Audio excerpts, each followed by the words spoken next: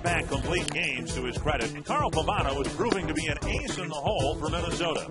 Not only is he the leader of a young Twin staff, he's helped bring the stash back into style.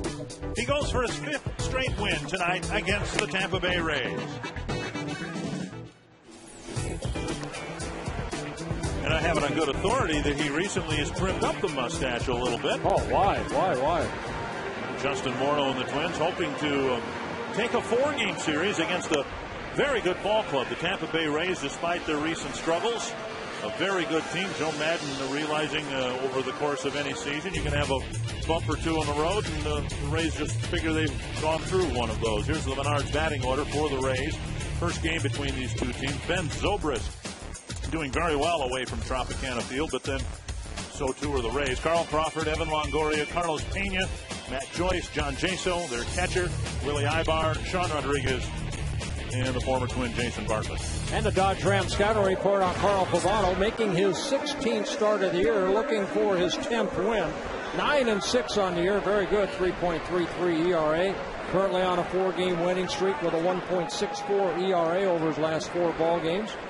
And I know that Ron Coomer and Roy Smalley talked about in the pregame. We talked about it in New York, about the way that Pavano pitches, adds and subtracts with excellent control. And a first pitch strike. You brought up a very good point about Pavano and what he did on the last road trip. Twins did not have a good road trip. Some extremely short starts throughout the road trip. Hack foul, 2 strikes. And that the Twins didn't have to send somebody out of their bullpen on the disabled list or just completely exhaust their bullpen is due largely to what this man did on the road. Well, he beat Roy Halladay in Philadelphia. Then he started against Johan Santana in New York. Beat both them, former Cy Young Award winners. 2 strikes. Zobrist takes down an in-ball 1. Zobrist, a switch hitter in his 5th season with the Tampa Bay Rays, 29 years old. Had a great year last year. Got a chance to play and played 7 different positions for Joe Madden. Not many people remember this, but he made the All-Star team last year. You think of the All-Star players for the Rays, and you think, of course, of Longoria, pitcher or 2, Carlos Pena when he was going good. Zobrist made the All-Star team last year. He hit .297 last year, 27 home runs, and drove in 91. And now 2-2.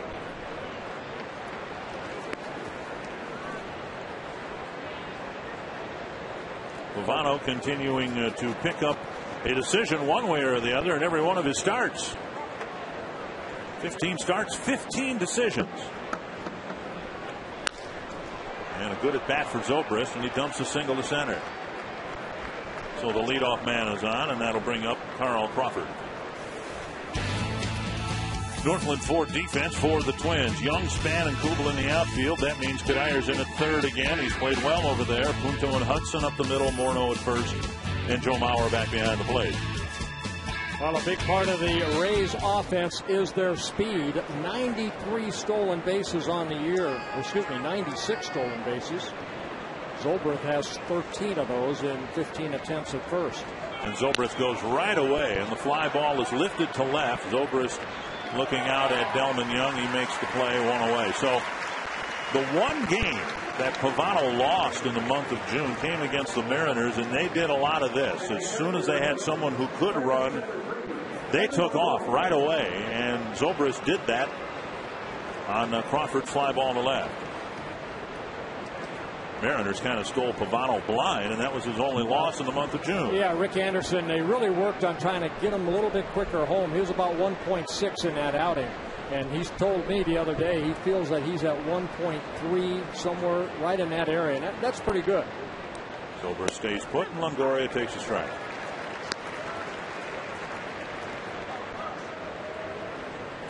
Longoria, an all-star player. Very quickly, I think, is going to become known as the best player in franchise history, if he's not that already. He's not the oldest guy on the team, but he's starting to assert himself in the clubhouse and in the dugout. Well, two-time All-Star. This is his third season with the Rays. You know, a guy that I think that everybody on that ball club, even though he's only 24 years old, looks at him as the captain, the kind of the guy that goes out there every day, plays hard. He had that run-in with B.J. Upton that I think everybody saw this last Sunday. A little bit upset at the way that Upton kind of ran after this ball. You can see right there the ball getting in on a triple, and Evan Longoria having words with Upton right there, and they kind of went at it. No punches were thrown. Willie Ibar kind of keeping Upton back. But you know, I talked to Joe Madden before the ball game, and he said, you know what? I could have kissed him. I could have kissed Longoria. Because, you know, players need to take care of themselves. It's not always the manager and the coaches. And good for Evan Longoria to kind of confront him right there and say, hey, you know, you got to hustle after that ball. Interesting contrast what happened in Tampa Bay and what happened earlier with the Florida Marlins and Hanley Ramirez, where it was the deposed manager Freddie Gonzalez's job to confront Ramirez for not hustling on a ball.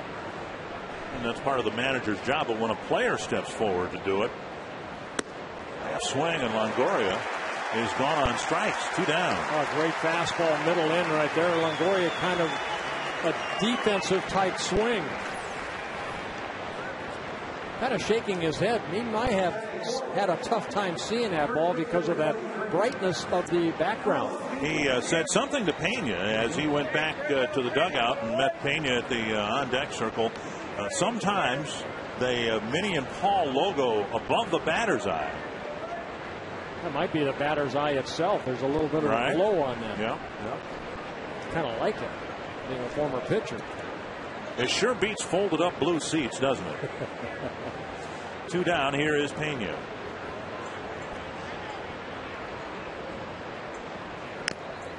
A foul, 1 strike. Well, Pena's starting to pick it up a little bit. The average at 202, but at one time it was about 150. Still hitting home runs, still driving in runs, 16 home runs, 50 RBIs on the year. At one point he endured a 1 for 40 streak. That's bound to anchor your batting average for a while. 1 strike to Pena. And 2 strikes. You can see every time he does get a hit, usually he's rewarded by it. Pena with 54 hits and 50 runs batted in. He hit 39 home runs last year and really missed most of September. He was tied with Mark Teixeira for the American League lead in home runs with 39. That was our Lincoln Mercury key stat tonight. Hope you paid very close attention because of all the stats we're going to give you tonight. That was our key stat. Pavano making his 11th career start against the Rays, his first as a Twin. He faced him last year when he was with the Indians. 1-2. Ended up beating the Rays back on May 26th of last year. Allowed only 4 hits in 7 innings. And over his career, 5 wins, 3 losses against the Rays.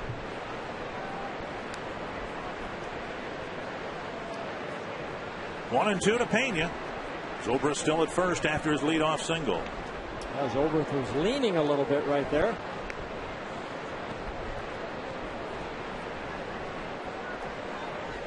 Twins with kind of a preemptive strike with Morneau holding Zobrist at first. They pulled Orlando Hudson into short right field. So if the ball gets by Morneau, it doesn't mean it's going to be a base hit as deeply as Hudson's playing in right. And there goes Zobrist. Mauer's throw hits Zobrist in the chest, I hope. Oh my, that was a low throw, and Zobrist is lucky that it get him in the face. Yeah, maybe got him in the arm right there, but Zobrist sliding in feet first, and that throw short hops him. But Zobrist would have stolen that base, even if the throw was right on the money. Zobrist stole that off of Pavano. Got a very good jump right here. Joe Mauer's throw. Little sinker. Got him in the left chest area. Right underneath the armpit. Yeah. That'll leave a mark. 2-2 to Pena. Zobrist steals his 14th base of the year. And a little flip. And Punto's able to make the catch. Didn't have much steam behind it, and the shortstop cut it off to end the inning.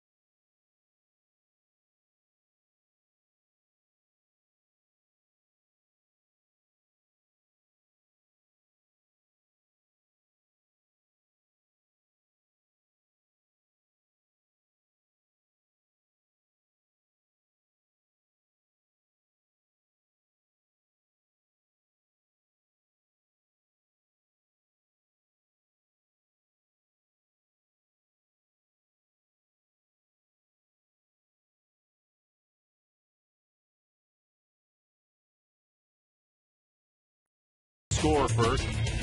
Denard Span, Orlando Hudson, Joe Mauer back in the lineup. Great numbers against the Rays. The middle of the lineup, Justin Morneau, Jason Kubel, Michael Kadire, Jim Thome, Delman Young, and Nick Punto. And a Jeep scouting report on Jeff Neiman. Makes that 6'9", 260 pounds, making his 16th start, looking for his 7th win. 12 of the 15 starts so far have been quality starts. 6 innings, allowed 3 earned runs or less. And so far 4-0 on the road in 7 starts with a 3.01 earned run average. Newman making his 2nd career start against the Twins. Span takes up an away ball 1. He's good on the road. His team is very good on the road. They're 25-13 on the road. Best in baseball.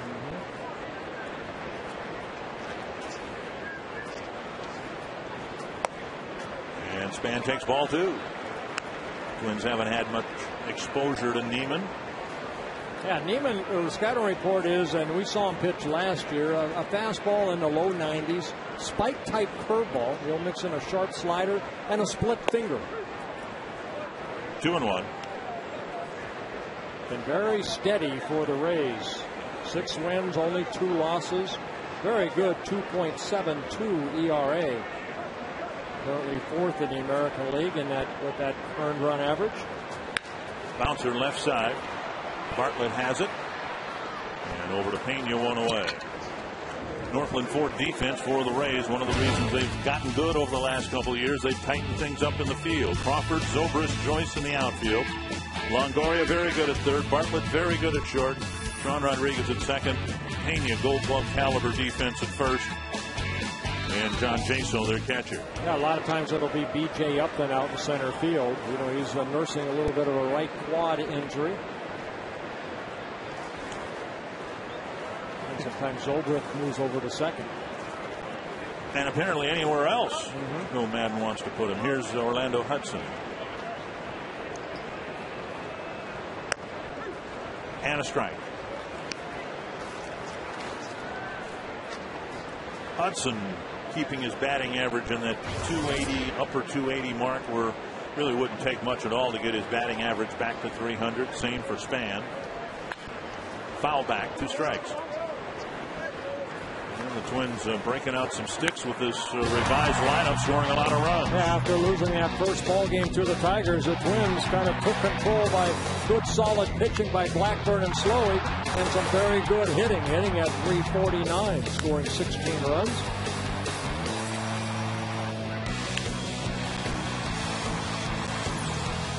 2 strikes to Hudson. And a close pitch taken a little bit low. Yeah, that might have been that spike curveball, the 12-6 type break. Take a look at this curveball right here, right over the top. Good pitch. Tim Cheetah behind the plate tonight. He's the crew chief for this umpiring crew. And now up high, 2-2.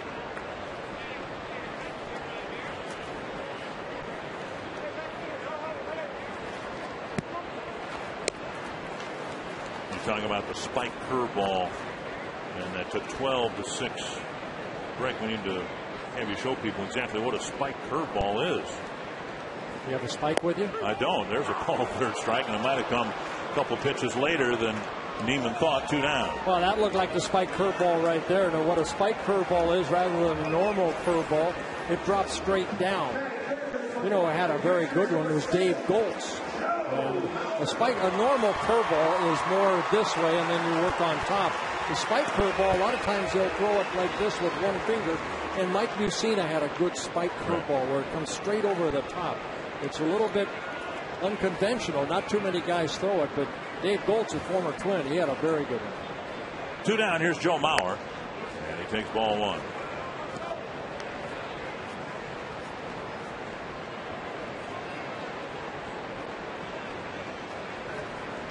Mauer's average as we get into the 4th month of the season, 302. And 2-0.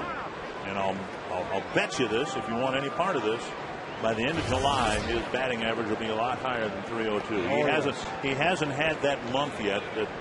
Last year he basically had 6 of them. He hasn't had that month where he regularly gets 2-3 hits a game. And now 3-0 with Morneau on deck.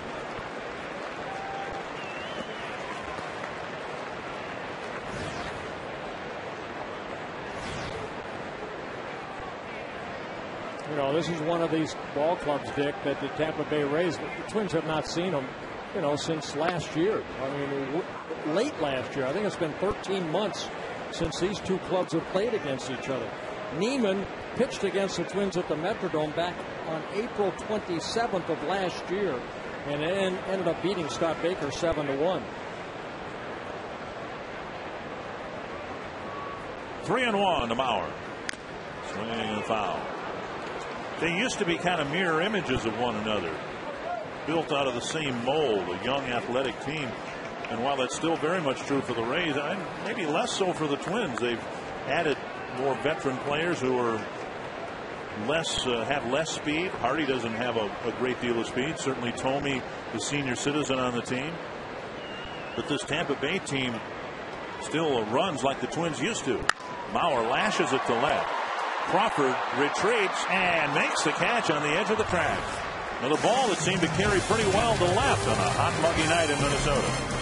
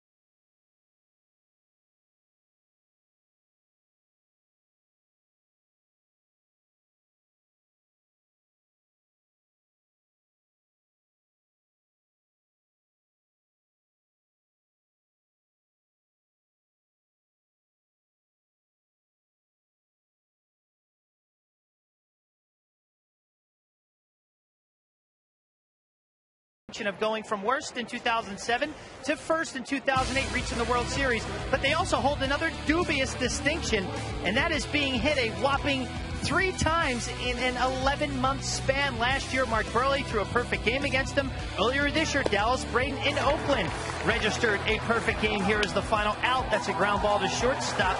And then Edwin Jackson last week, almost 150 pitches. He throws the no-hitter with the Arizona Diamondbacks in Tampa. So that's 3 times in the last 11 months. And in talking to a couple guys, I said, why does a team this good get no hit 3 times in an 11-month span? They have all that speed, all that power. And the resounding answer, Dick and Bert, was, I don't know why, and it's pretty shocking. A team as good as the Tampa Bay Rays have been no hit 3 times in less than a calendar year. Thank you, Robbie. Matt Joyce grounds out to Hudson on the very first pitch. Joe Madden, 5 times in the major leagues, has been on the losing end of a no-hitter. He was a coach when Eric Milton threw his no-hitter against the Angels. Over 10 years ago now, I guess it was. Or no, 2002, I think Milton did his. So 5 times he's been on the losing end of a no-hitter. He hasn't been on the plus side yet. You know, like Robbie said, you can ask the players why. Certain things in baseball, there's no answer. This is a very good hitting ball club. 1 strike to John Jaso. Jaso getting a chance to play now. Deanna Navarro had a disappointing year last year, and he got off to a disappointing start this year too. They sent him down. Kelly Shopik backing up Jaso more often than not now, and they say Jaso has a chance to win this job long term. Yeah, Shopik signed as a free agent over the winter, a 2-year contract with the Rays, but Jaso getting most of the playing time now. Shopik also spent some time on a disabled list with a knee injury.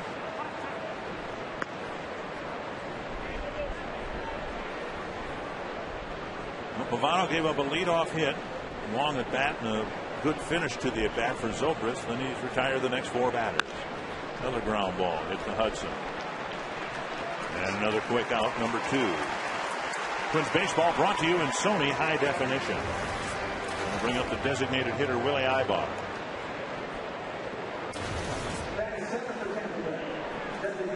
Just marvelous weather, more humid and a little bit warmer than we had throughout the Detroit series, but fans really embracing the notion of spending a summer night, pleasant weather, watching a pretty good baseball team. 1-0 to Ibar. Big swing on an off-speed pitch, 1-1. Yeah, Ibar in his 3rd season with the Rays, the brother of Angels infielder Eric Ibar. Came up with the Dodgers, spent some time with the Braves. Showing bunt there. Ibar hitting .237. A switch hitter is a left-handed hitter hitting only .227. 1-2.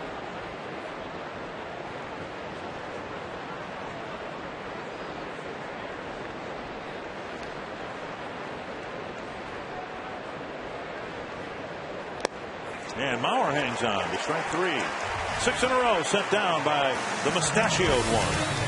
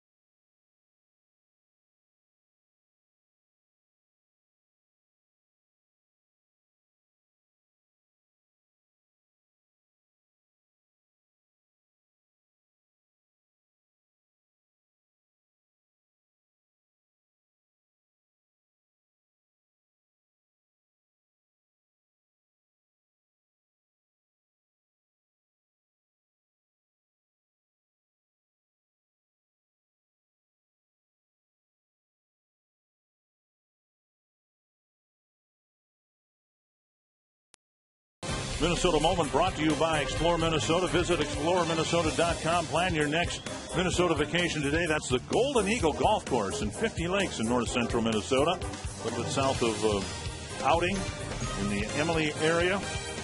The Golf Digest ranked the Brainerd Lakes area as one of the top 10 golf destinations in the world. So in addition to all the boating and fishing and wonderful lake activity on this holiday weekend or any weekend, also some great golf courses in north central Minnesota.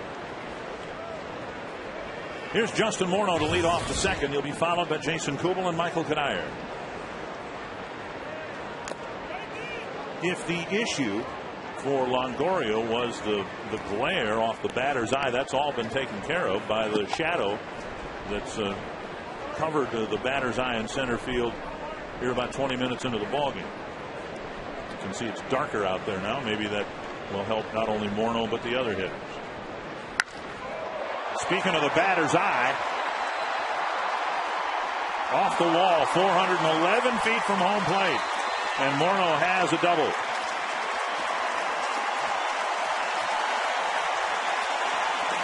I think Zobrist to the center field lost flight of that ball for a split second.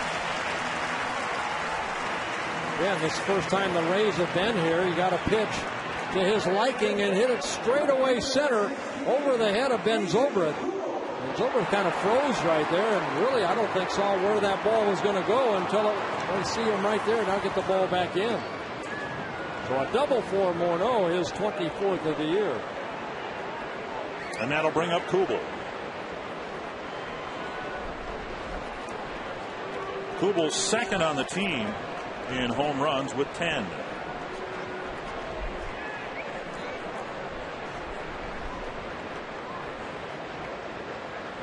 Slow breaking ball over for strike one.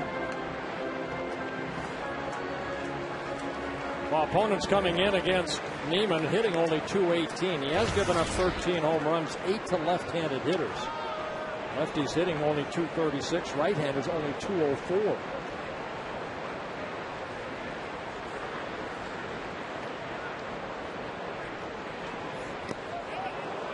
Swing and a foul, 2 strikes. That might have been the split finger right there. Split finger is a pitch that Twins pitchers, the major league level or even in the minor leagues, they're discouraged from throwing it. There haven't been many Twins pitchers since the pitch became popular who featured it. Juan Berenguer did. Carl Pavano has a split finger pitch, but he's not from the Twins organization. Well, Jack Morris had probably the best one. Ground ball. Fielded awkwardly by Rodriguez, and he gets Kubel, and Kubel advances Morneau to third base. Yeah, good job right there by Kubel, making sure that he hit that ball on the right side of the infield. With 2 strikes, a very nice job indeed. You can vote for the 2010 All-Star Game. It's closing tonight, and Justin Morneau needs your help. He's got the lead at first base, but Mark Teixeira within striking distance. So for that matter is Miguel Cabrera. Vote tonight. Help the Twins be well represented in the All-Star Game in Anaheim. TwinsBaseball.com, where Twins Baseball is always on, and where you can vote as many as 25 times. Here's Kadire, and the Rays bring the infield halfway in. And Kadire taps it foul. Roy Smalley, you're down there in the camera. Well, this guy right here, he'll play anywhere as long as he gets some of his other teammates in the lineup. I got to tell you guys, I don't think I've seen anything like it. It's a testimony to this young man and to baseball. He plays it the right way. And I really don't believe that I've seen an example like his. Here's a guy that came up. That's a fair ball. He's just driven in the first run of the game. And he'll dig for second. Crawford's throw not in time, and the Twins take the lead on a pair of doubles. Real good hitting by Michael there, and just to finish the thought, he made himself a star in right field, led the league in assists a couple of times, had come up as an infielder. They moved him in the outfield. He made himself a star both in the field and at the plate. It would have been real easy for him to whine and balk at being vulnerable to defensive miscues at a position is not familiar with. First base last year for Justin Morneau when Justin was hurt in September. He carried the club. Now third base, they asked him to go to third base. And he doesn't whine, he doesn't cry. He goes over there and does the best he can and continues to swing the bat. I just think it's a real testimony to the personality and the professionals of the young guy. I just don't think you can say enough about it. Well, Roy, especially when you have a guy like this guy at the plate right here, Jim Thome. I mean, Michael Kadyr's playing third because Kubal's been swinging a good bat, and then you get an opportunity for Thome to maybe get 4 at-bats on a regular basis. Lifted behind third. Longoria retreats into the outfield grass and makes the catch. Thome retired, 1 away. You know, Tome's not going to play all the time, Roy, so this is just maybe temporary. And then when J.J. Hardy comes in, then you think about all the different other moves Gardy has. And that's what Gardy wants. That's right, Bert. You're absolutely right, but it just goes to the team aspect and the selflessness of Michael Kadir. And you say, well, of course, he's getting paid a lot of money. He's a big league player. He ought to do whatever the team wants. But we all know, the three of us here talking, know that there are a lot of guys that would have pouted about it or said something about it and tried to protect themselves against maybe not playing as well in an unfamiliar position. And Michael just goes over there and says, yeah, I'll go out there. Give me the glove. I'll go over there. I just think it's great. I'm real proud of him. Well, remember, Dick, was it on that plane ride a couple trips ago? Base hit up the middle. Delman Young is going to pick it up RBI as Michael Kadir scores the second run of the inning. So Delman Young against his former club, his organization, jumping on that first pitch, picking up his 52nd RBI. And typically on the very first pitch. Drove it hard right over the pitching mound. Yeah, ball left up, and Delman Young taking it right back up the middle. Zobrist bobbling that ball a little bit right there, but Kadir, he would have scored anyway. So Young now with 52 runs batted in. The second cleanup hitter, if you will, for the Twins. Both he and Morneau have 52 runs batted in. And now here's Punto. But I'll go back to Kadir. It was he and Nick Punto that talked on the plane about, hey, you know what?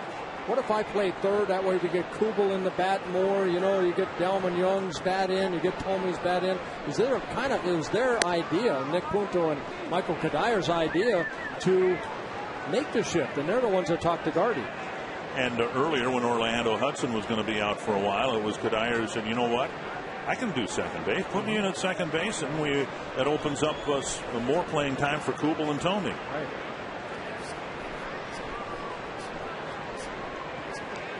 One and 0 to Punto, and he takes a strike, 1-1. Bottom line is this lineup looks very, very dangerous. And we said yesterday, I think, that J.J. Hardy is hoping to come back. He played last night. Will continue to play tonight and tomorrow. The hope is he'll be here Saturday. But in all honesty, the Twins haven't missed Hardy that much because Punto has picked up his game. He's hit well and played shortstop spectacularly and flawlessly. 2-1 to the number 9 hitter.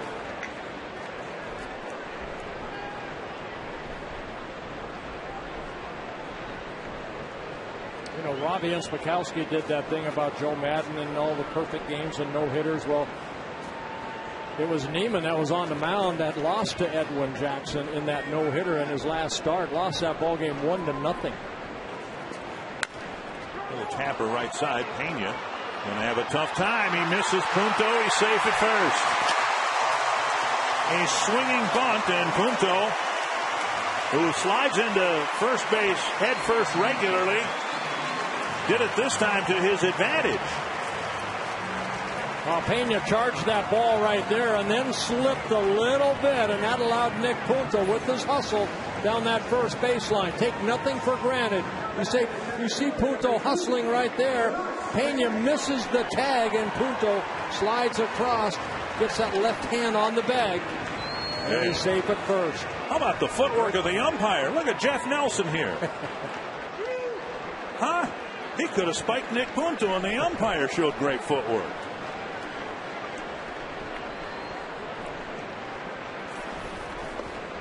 Now, we've always said umpires are the greatest athletes on the field. Yes, they are. Span takes low, ball 1. Well, a chance for the Twins to add to a 2-0 lead. Span hit a ground ball to short. He's retired to start the ball game for the Twins.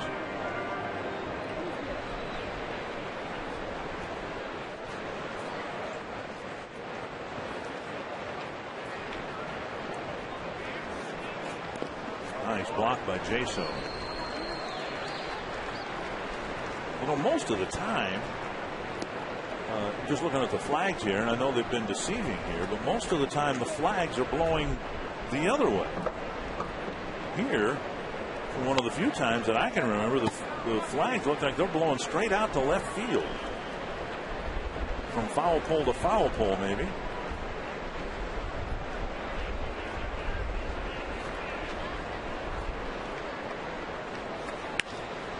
Roller to short.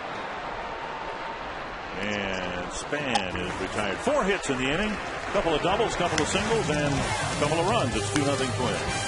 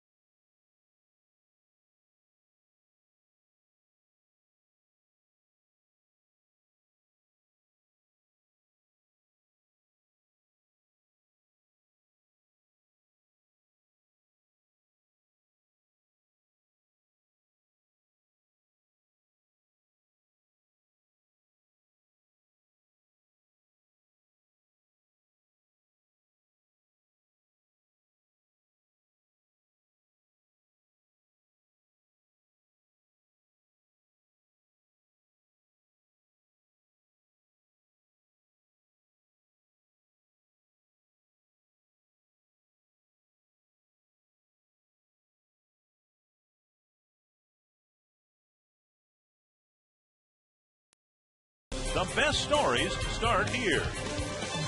By Lincoln Mercury. Visit your local Lincoln Mercury dealer or go to experiencelm.com. And by AT&T. Find out what's possible with the nation's fastest 3G network. AT&T. Rethink possible. Good start for the Twins, 2-0 going to the third. Sean Rodriguez, the Tampa Bay second baseman, lead things off. And, of course, Pavano starts him with a strike. We're happy to have Lieutenant Eric Roski with us to talk a little bit about the holiday weekend. And the ground ball headed up the middle. Great stop by Hudson. Sets, fires. Got him! What a play! Orlando Hudson turns in a great play to start the third inning. Well, you don't win Gold Gloves unless you can make outstanding plays. Orlando Hudson, a 4-time Gold Glove winner. Very nice play. Knew he had to get up quick to get Rodriguez, who gets down that line very quickly. Makes a great play. Doing more on defense, brought to you by the Home Depot. At any rate, Lieutenant Eric Roski is with us to talk about the DWI enforcement this weekend and other things travel related. A busy, I would guess the busiest holiday weekend for travel in Minnesota. Yes, it is. With the beautiful weather, a lot more people on the roads, family vacations and whatnot. We do see quite an increase in travel this weekend. You know, Lieutenant, we always talk about, a designated driver, but this is the time to get one because, I mean, if you get a DUI right now, that's bad news. Oh, yeah, the time in jail, fines, increased insurance costs, it really can have a negative impact on people's lives. So we encourage them to plan ahead this weekend. Make sure you have a safe way home if you're going to go out and celebrate. We talk about the baseball All-Stars, but the Twins honor the DWI Enforcer All-Stars before the game today. Chopped foul by Bartlett, 30 law enforcement officers, 3 prosecutors from the Twin Cities metro area and greater Minnesota. Honored. They're going to have a bat, too. Is that part of the weekend? Remember the days they used to have billy clubs. Now they give them baseball bats. Right, yeah, that was great for those guys to come out and get honored. 2-2 to Bartlett. And a swing and a miss, 2 away. Pavano picking up his 3rd strikeout. I was stunned to read this. 1 in 7 Minnesota drivers has a DWI on record. The percentage is that high? Yeah, it's something a lot of people don't realize that it is still quite a problem. That's like the officers that were out here earlier before the game. They make it their life's work to try to combat that. We're visiting with Lieutenant Eric Roski, the Minnesota Highway Patrol. There's strike one. Then there was one thing too here. There's going to be enhanced enforcement, seatbelt enforcement, and also texting enforcement this week. And I don't think many people realize it's against the law to text while you're driving. Absolutely. We, when you're behind the wheel, we really want people to focus on driving. That's the important task at hand. And the texting law specifically targets people that get distracted. They're not paying attention to the road, and it can be very dangerous.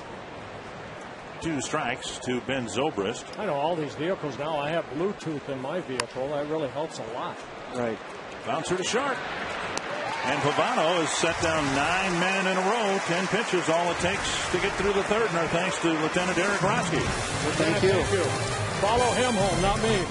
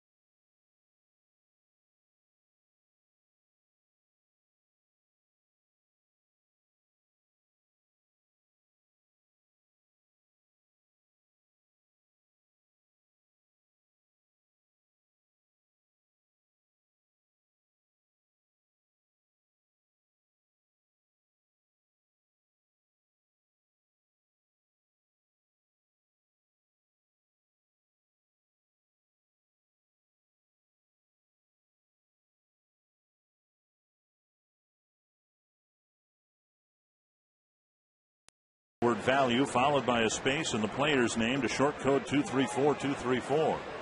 Joe Mauer leading the balloting.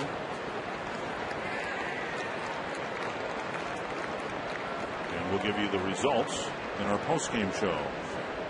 Orlando Hudson leads off the Twins' 3rd. Called out on strikes his first time up, and he takes strike 1. The Rays are in first place for 59 consecutive days, and they were knocked out.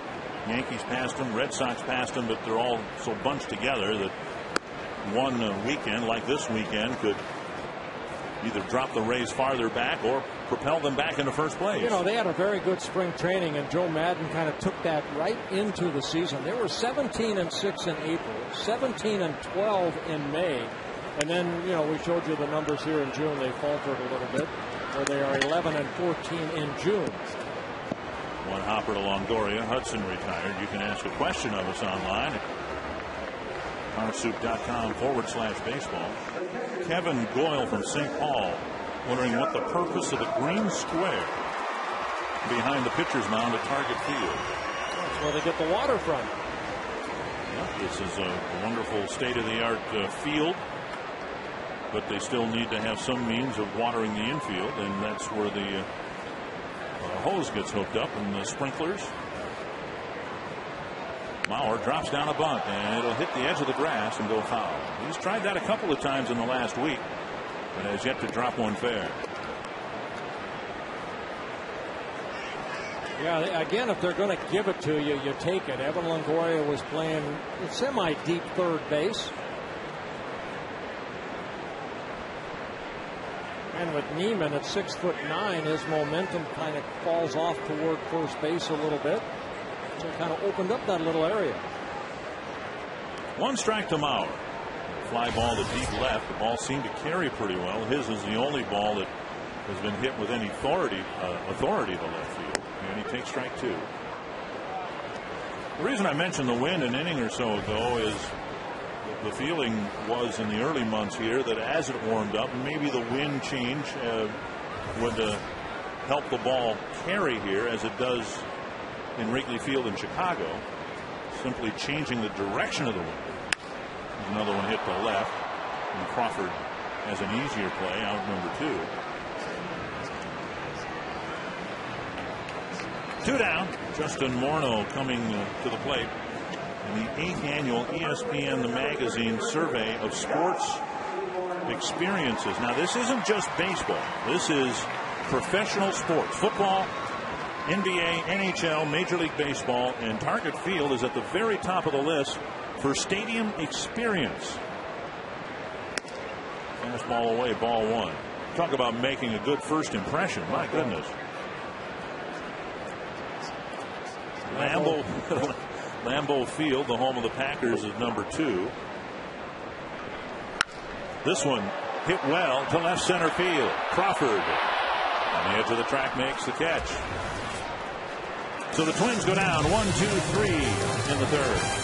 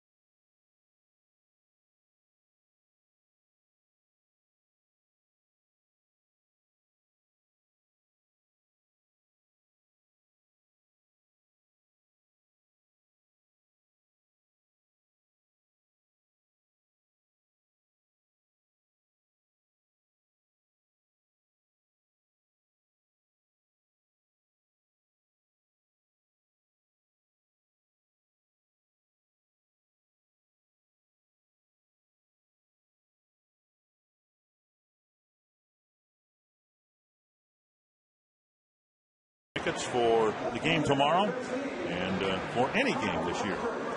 Call 800-33-TWINS or visit twinsbaseball.com. They must have had fireworks on a pretty regular basis at Metropolitan Stadium. I remember a 4th of July doubleheader. Rod Carew hitting a grand slam in the nightcap, and everybody was in the 9th inning, and everybody was in such a great mood, and then the fireworks came. It was just awesome. I'm looking forward to it tomorrow night. Carl Crawford taking the ball. Now in California, fireworks when you were growing up. They weren't legal, were they? Well, we were kind of spoiled growing up in Orange County because Disneyland was right there, and every night at 9:30 were the fireworks. So, you know, my dad used to let us go up on top of our roof because we only lived maybe a mile and a half, 2 miles from Disneyland. So, I mean, we got kind of spoiled night after night. We saw fireworks. Kind of knowing when bedtime was, too. Once those fireworks start popping, Mom and Dad say, get in bed. I mean, for personal use, you didn't have like firecrackers around the house or things like that? Well, I'll tell you what, I'm going to save this for tomorrow night. My fireworks experience when I was a paper boy, you have to get subscriptions to get a box of fireworks. And, okay. I'll tell you tomorrow night what happened with that box of fireworks. Okay.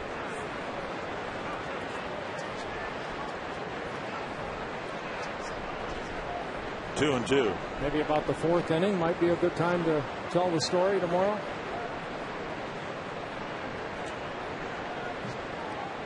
I thought it was pretty good. Well, you know what you could do is just. But what you should do really is tell like 3/4 of the story and then save the end for the postgame. No. It's not that good of a story. Well, I mean, it's a good story, yeah. But I think I'll just do it all at once. All right. In the 4th inning tomorrow. Because there's nothing I hate worse than suspense. Yeah. And that one is past Hudson, and Crawford's aboard with a leadoff hit. 9 straight men were retired by Pavano. And Kugel gets it back to the infield quickly, holding Crawford to a single. Yeah, the wrong guy you want to get on right here because Crawford, outstanding speed, 28 stolen bases. Now he's been caught 8 times, but Carl Pavano will try to keep Crawford from stealing second. George Hendrick right there, the first base coach, talking to Crawford. Well, he could hit, George Hendrick. Here's Evan Longoria. Struck out on a half swing. Tried to stop his swing on a high fastball and couldn't, and he was retired for out number 2 in the first.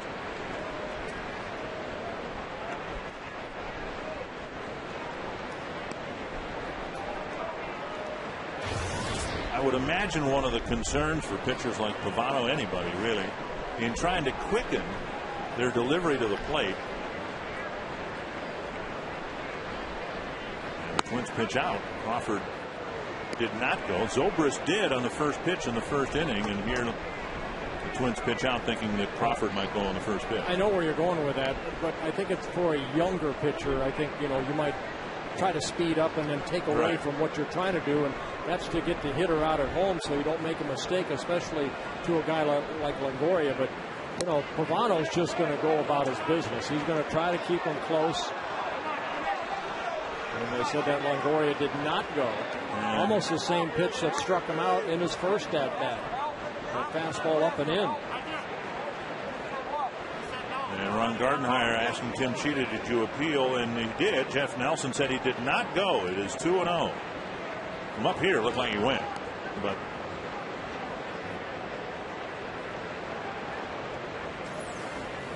I remember he struck him out. Longoria trying to bunt right there.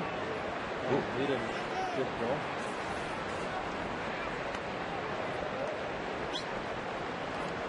So 2-0 with Crawford at first.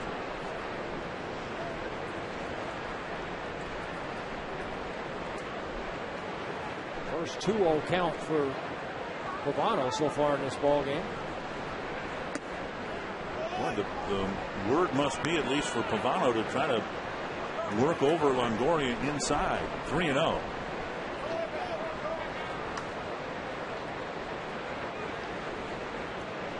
Pavano very stingy with the walks. Crawford goes on 3-0. It's right down the middle. Mauer's throw not in time. And the Rays get their second stolen base. Yeah, Crawford is 29th. Juan Pierre came in leading the American League with 29 stolen bases. And for Crawford in his career, 391st stolen base. And again, he stole that off of Pavano. 3-1. Crawford needs to be looked at second base. Swing and a miss. 3-2. Good slider right there by Pavano in a fastball situation. It's a good pitch down and away.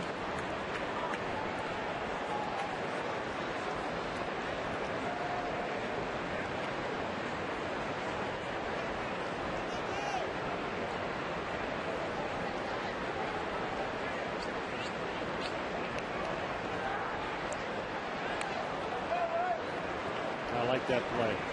As a former pitcher, I love that play right there. Greg Gagne was very good at exactly what Nick Punto did right there. Give you that little daylight play. And if anything, it just kind of holds Crawford a little bit longer. You see the spin and throw over, and that's where you want to throw it. You want to throw it chest high to the shortstop or second baseman that's at the bag. Ground ball to short. No place for Crawford to go. And a big out there because Pavano fell behind Longoria 3-0 and came back to get him. Yeah, good pitch. He took a little off right there. Roy Smalley, is it a pattern that you've noticed that Pavano's working Longoria over inside? One of the things I really like about Carl Pavano is his ability and willingness to pitch guys inside. And I think with any good hitter, you need to pitch them inside, you need to impress them that you can, and maybe going in there for a couple of reasons. One, and we saw it on the slider, the low slider they swung and missed 3-1. First of all, good hitters and strong hitters, power hitters, like to get their arms extended and everything out over the plate. It makes it easier for them to do that. To get your arms extended on an inside pitch, you have to hit the ball way out in front of you, and it takes less time you have less time for the ball to get up there. Once, having said that, if you think these guys pitching you inside as a hitter, it makes you think about having to quicken up, and that makes you vulnerable to sliders and away and change-ups and pitches away from you. So I think you have to impress upon good hitters, power hitters, that you may be coming inside there. And inside to Pena, ball one. Well, just like that. I know I talked about Kevin Slowey and also, Blackburn the last couple of ball games about working good hitters inside, but you have to go inside like to Miguel Cabrera. You leave it out over the plate. They're thinking pull right off the get-go. Now you pitch them hard inside. Even though you miss, it does open up the outer half of the plate a little bit. Because both those pitches, say here to Pena, were hard inside. Now he's behind 2-0. Now that changeup that he has such good control of, he can just kind of throw that thing down and away. And I would think that, Pena, and Roy Smalley kind of said, you want to be a little quicker, or you end up maybe turning over that ball that's outer half of the plate. Or maybe hitting a ground ball. Punto wanted to chat with his pitcher. It's 2-0. Yeah, watch Joe Mauer where he moves this time.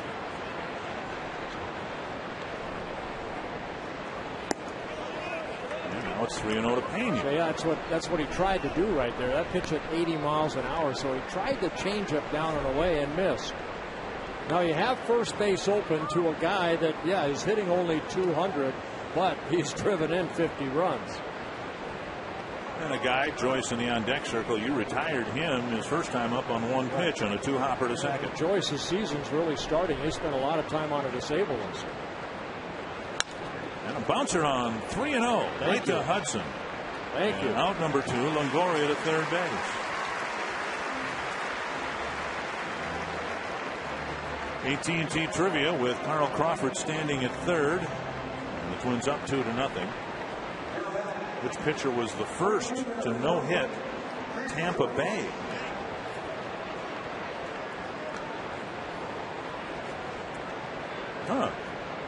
Good question.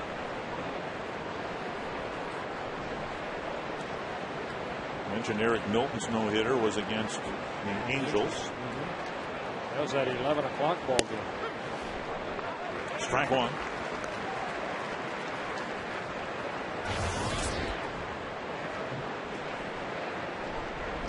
Joyce bounced out to Hudson, leading off the second inning.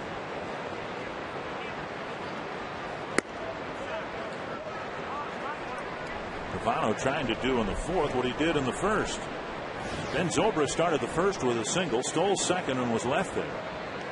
And now Crawford started the fourth with a single, stole second, has advanced to third, but there are 2 out. 2-1. Twins saw a little of Matt Joyce when he was with the Detroit Tigers. Started this year on a disabled list.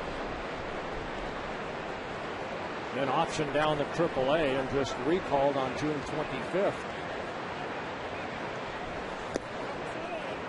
And another 3-ball count. Crawford singled, and now Pavano with 3-ball counts to the next 3 batters. You got Longoria and a bouncer to short, Pena and a bouncer to second. Let's see what he gives Joyce here on 3-1.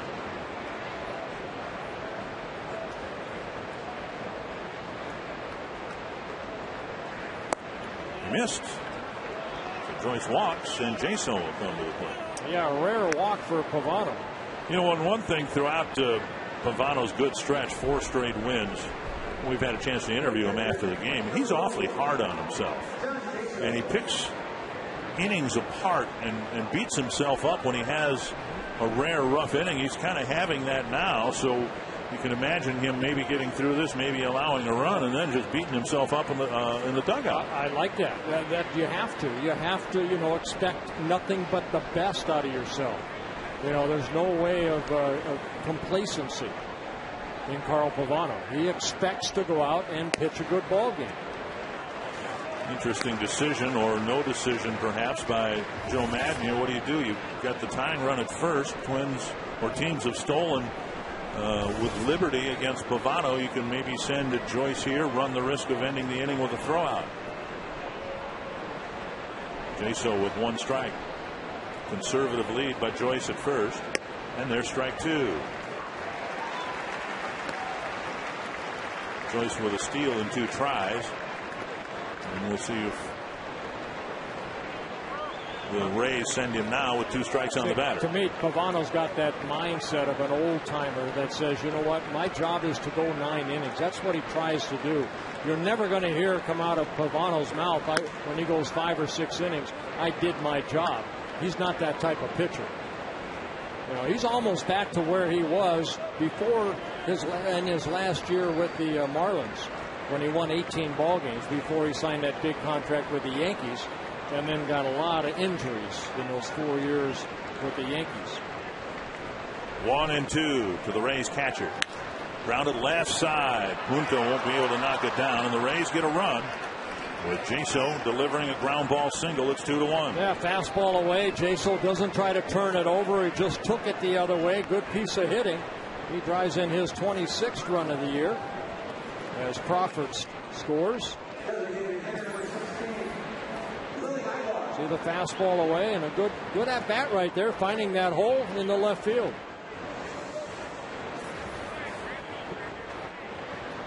So now Willie Ibar went down swinging his first time up, tying run at second, 2 away. A tapper foul. Indians beat Toronto 6-1 today. That's the only team out of the American League Central playing other than the Twins. The Twins started the day with a 1.5 lead over Detroit. It'll either be a game or 2. 2.5 game lead over Chicago. It'll either be 2 or 3. That's 5 wins in a row for the Indians. Here they come. I'll tell you what, Kerry Wood got 3 saves in a row. And then Chris Perez got the save last night. The Blue Jays fall back to 500 with a loss today. 1 strike to Ibar, and now 1-1.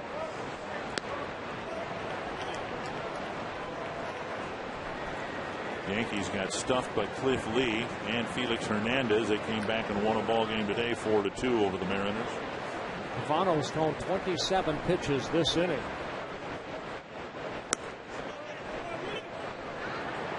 And sometimes you go out there and the first 3 innings went very well for Pavano. The leadoff single to Zobrist, then he retired 9 straight. And he's struggling here in the 4th. 2-1 to Ibar.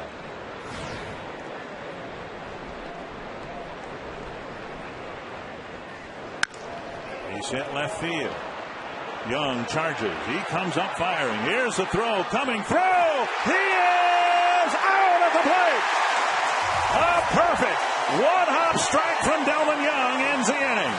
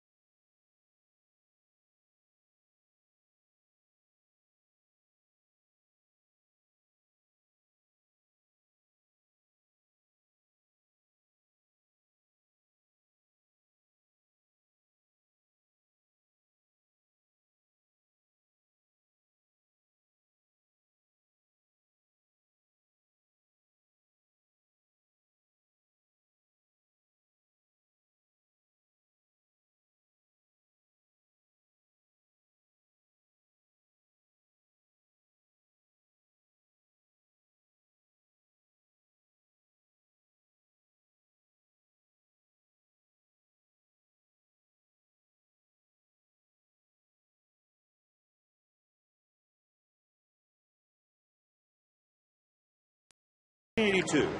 Considered a questionable decision at the time because of his height. Cal Ripken was moved from third base to shortstop by Hall of Fame manager Earl Weaver. The 6'4" future Hall of Famer took over for veteran Mark Belanger, who won 8 Gold Gloves at short for the Orioles. Boy, Belanger could pick it.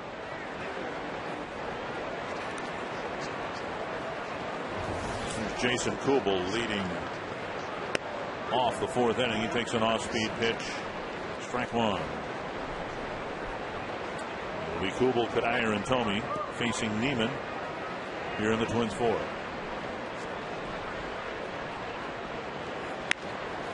And a little flare. And nice catch by Sean Rodriguez. A soft line drive for the first out.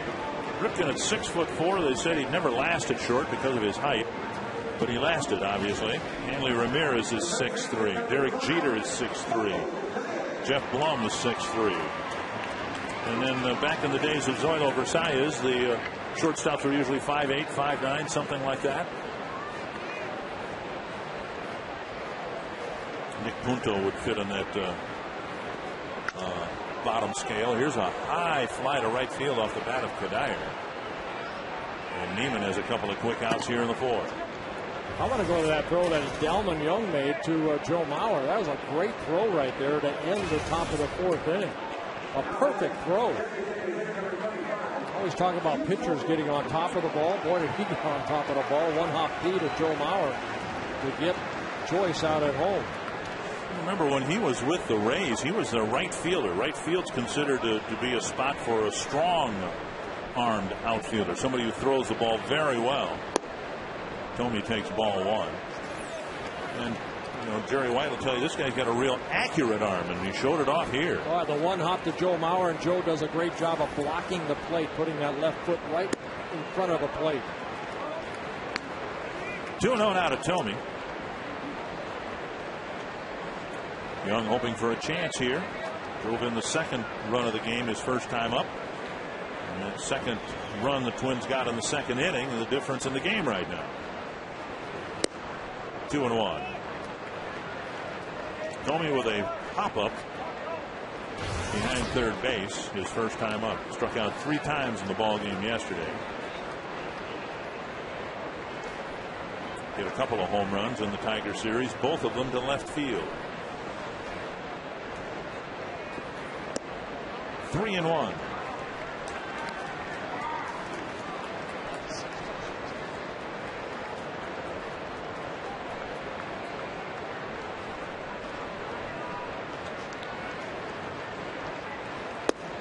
And Tomey takes a 2-out walk. And we'll get Young to the plate with a man aboard. Well, speaking of shortstop, Roy Smalley, about 6'2". Right. Yeah, I was 6'2", and I was kind of the beginning of that era with myself and David Concepcion and guys that were starting to be a little bit bigger and he can hit the ball out of the ballpark. And of course, Cal was maybe the best example of that that ever played the game. Here's Young. See if he gets something to hit on the first pitch. Takes inside, ball 1. Singled sharply on the first pitch in the second inning, scoring Kadire from second base to give the Twins then a 2-0 lead.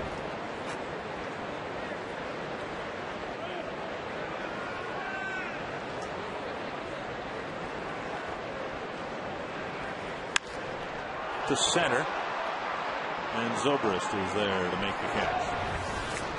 Twins leave a man aboard. We go to the 5th inning, and today's game is brought to you by Budweiser, official beer of the Thirst inning. Check out the crowd throughout the third.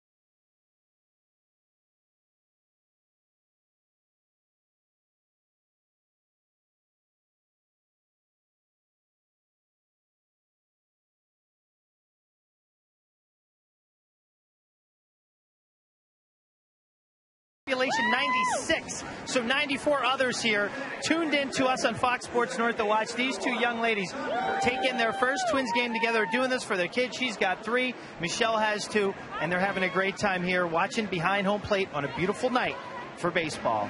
Boy, it is a beautiful night. Thank you very much, and they are hereby circled. Thank you, Robbie. Hazel, South Dakota. It's not even on my South Dakota map. There's a Hazelton, North Dakota. Maybe they don't even know where they live. Well, here's Sean Rodriguez. And he nubs the first one up the line, foul, 1 strike. So Pavano had that rough inning and managed to get out of it with just the 1 run allowed. Didn't have a whole lot of time to overly analyze the inning. Back out there on the mound, hoping for an easier time of it in the 5th. Yeah, too many pitches, 29 pitches. Pavano knows that. A guy that averages about 13 pitches per inning. One of the lowest in the American League.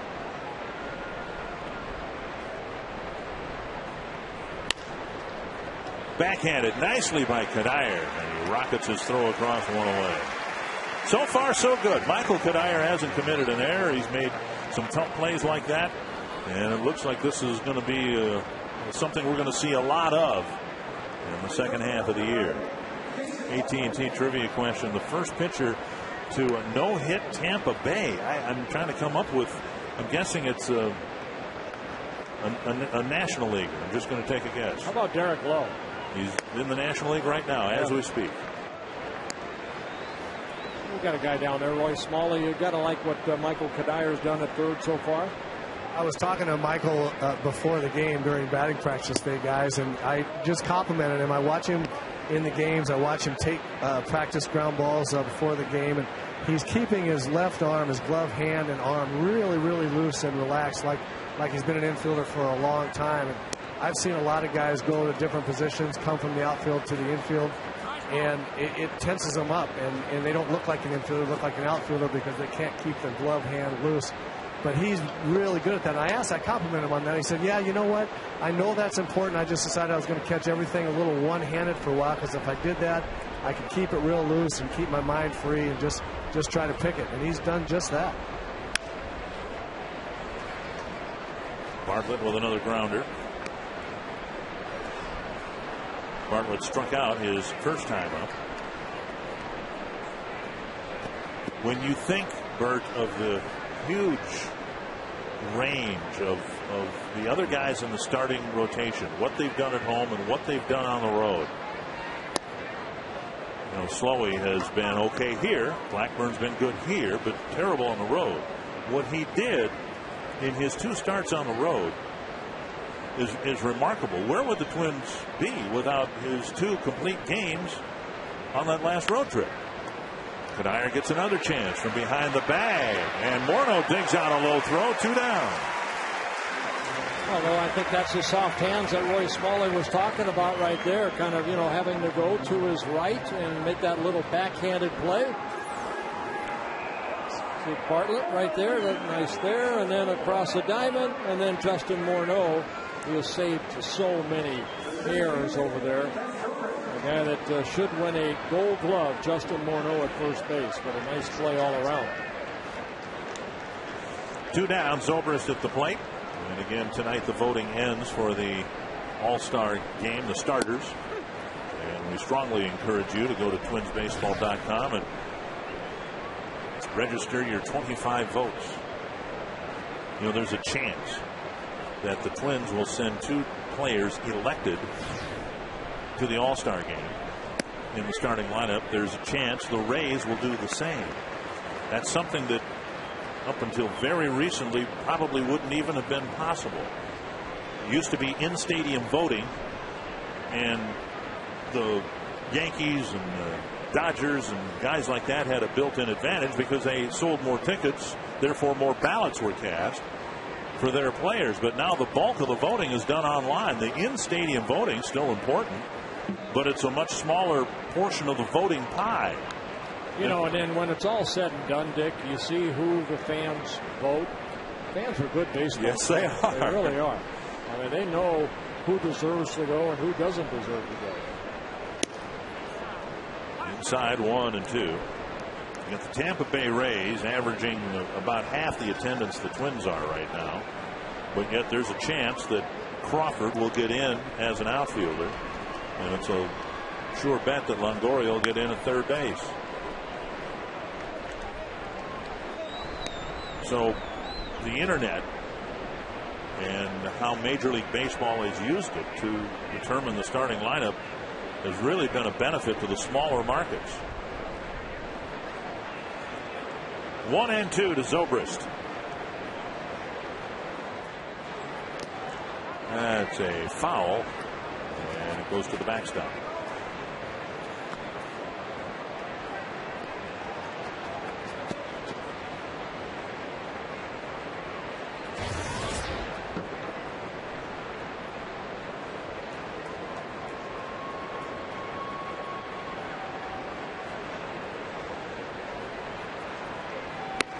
Just missed the inside corner. Pavano will be delivering his 80th pitch on 2-2 to Zobrist.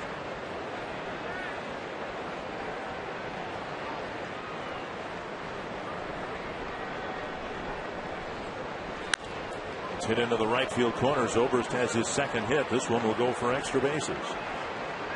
Kubel with the retrieve, and it's a 2-out double, and the tying run is at second.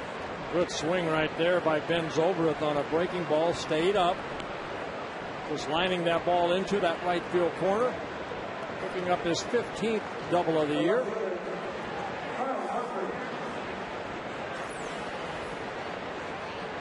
Take a look at the location, pretty much right there. Pavano hoping he'd hit it at somebody, and he pulled it down that line. See how Pavano upset it himself.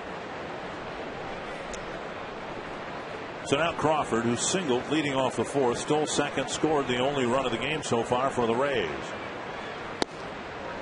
And Pavano misses low.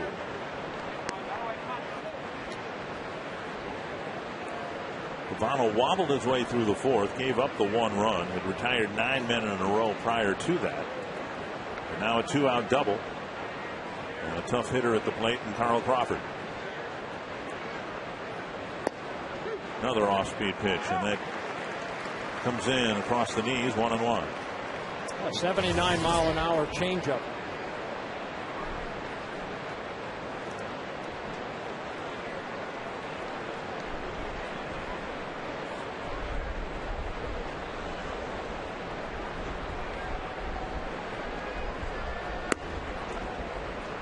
And he's tried a couple times this inning to get that inside corner, and he's just missed.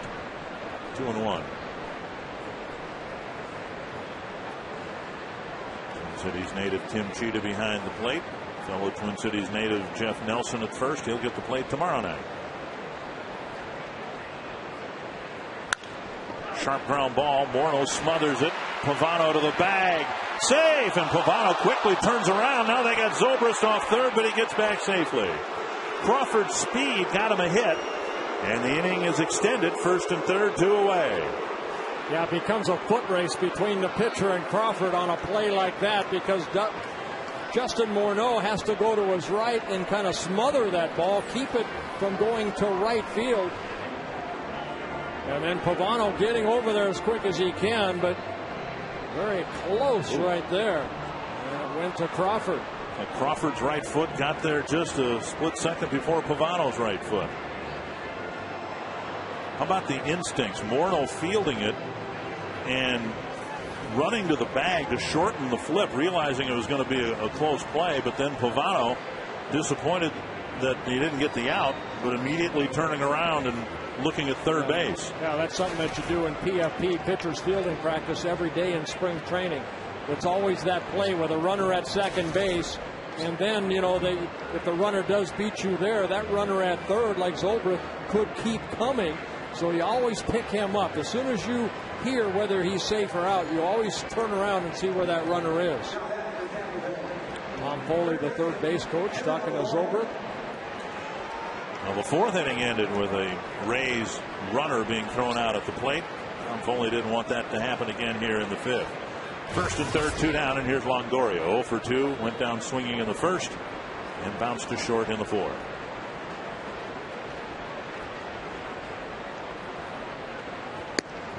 One away, ball one. Second extended inning in a row now for Pavano. Thrown 85 pitches, trying to get the 15th out here. 21 pitches so far this inning, 29 last inning.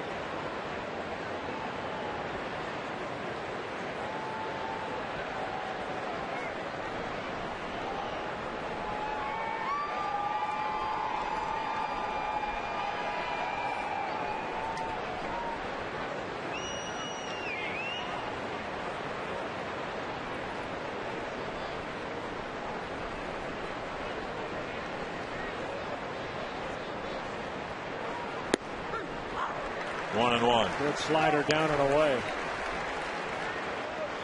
Now with a speedster like Crawford at first base, he stole a base last inning. As a pitcher with 2 outs, I don't pay a lot of attention to Crawford because my goal right here is to get this guy out at the plate.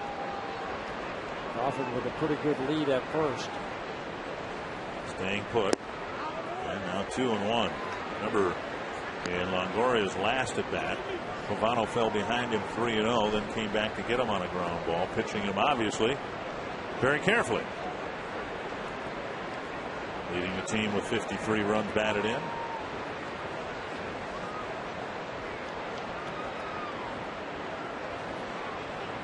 There goes Crawford. Grounded to Punto, who knocks it down, comes up firing. Safe at first, and the Rays have tied it up. Punto tried to get in position to backhand it and throw, and he didn't field it cleanly and will probably be charged with an error. Yeah, Punto gets charged with an error, his 5th error of the year. Kind of slipped a little bit right there, I think. Take a look at this right there. Just kind of overran the ball and then throwing the ball down, and Justin making a nice pick right there. So the inning continues. And a frustrating run to give back. Twins haven't given up many unearned runs this year, but a costly one there ties the game and brings Pena to the plate with 2 men on.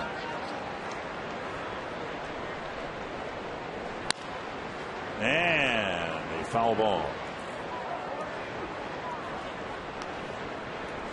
1 strike.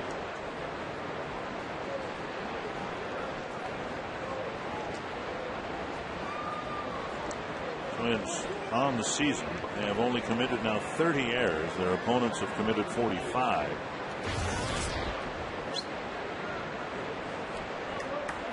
It's just the 13th unearned run the Twins have allowed this year. Ticklish spot for Pavano, and he steps off to get some rosin.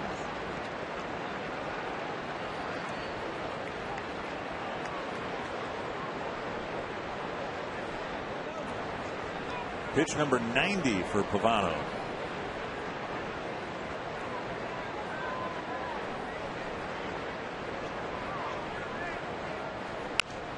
Two strikes. Yeah, Pavano's 2 complete games. One in Philly, he threw 105 pitches in the 9 innings, and then his last start against the Mets, 110 pitches in the 9 shutout innings.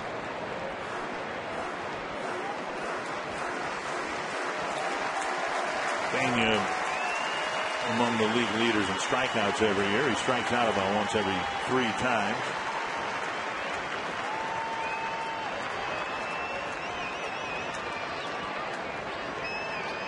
Pavano ahead of him 0-2.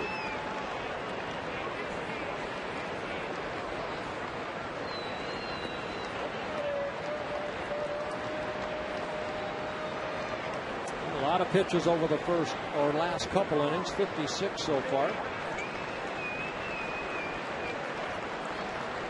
And out there, I always say, I'm one good pitch from getting out of this inning, so I'll go sit down. Foul back, out of play.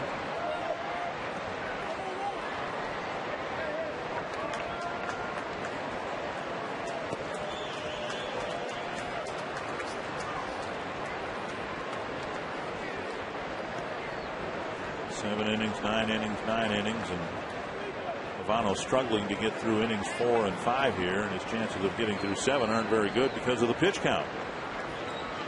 92nd pitch of the ball game here. And Pena lays is off on a check swing, 1-2.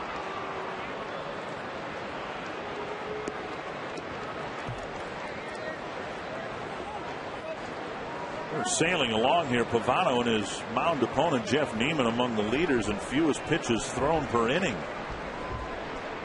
And that was true through 3 innings, but Rays have made Pavano grind it out here through the 4th and 5th innings.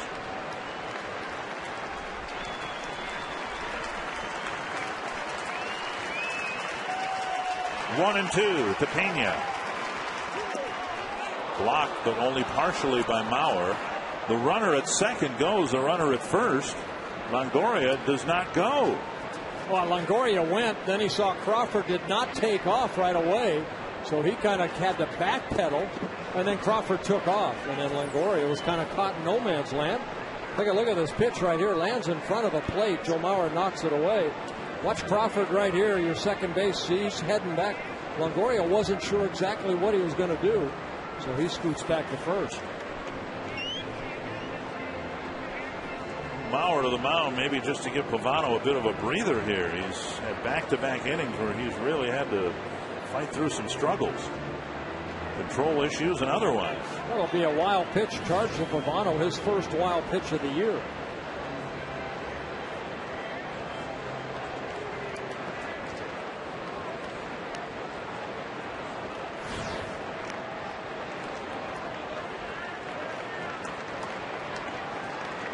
Two and two now. The Tampa Bay's cleanup hitter.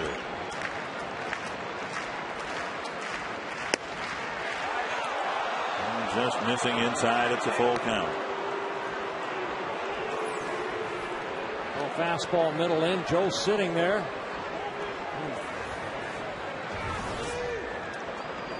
Well, the first 3 innings went very well for Pavano, but the last couple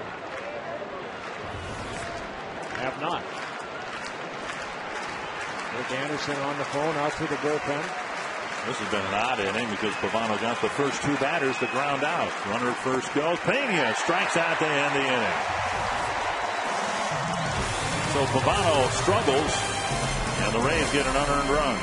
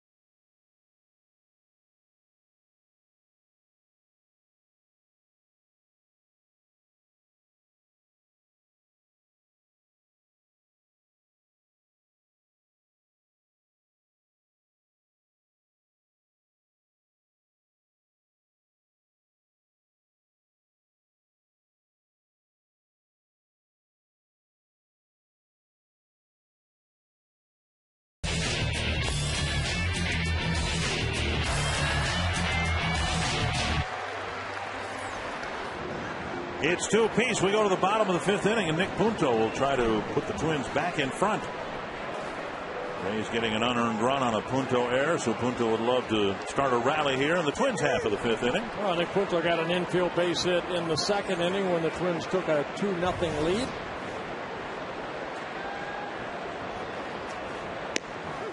Neiman hits the outside corner, strike one. Twins made Neiman work.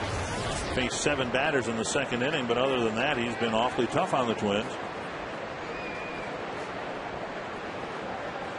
And he's thrown just 52 pitches so far in the ball game.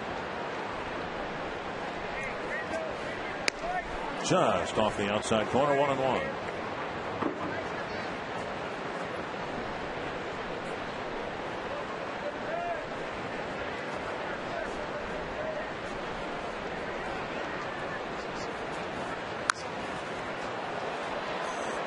One and two. Well, we got a break. I'd like to say happy 31st birthday to Dustin Rector. That was given to me by Mike Herman. So, Dustin, happy 31st birthday to you. Mike will do anything to avoid sending a birthday card.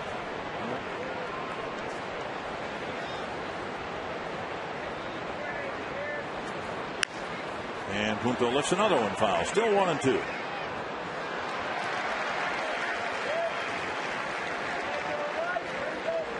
Punto, Span, and Hudson trying to set up Mauer, Morneau, and Kubel here in the 5th.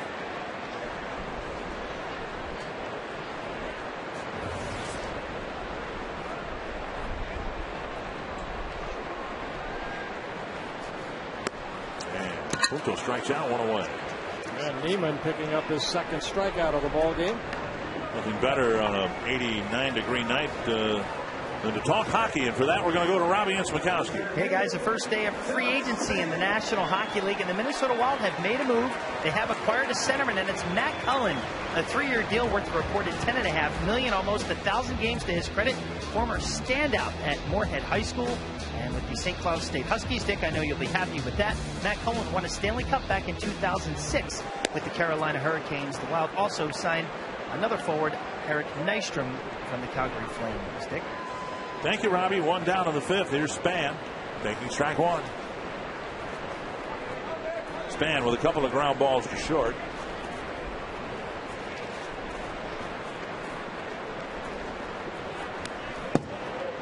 And 2 strikes. When Neiman had his rough inning in the second, but he's come back to be awfully tough on the Twins. Hasn't given up a hit. We haven't seen many good swings.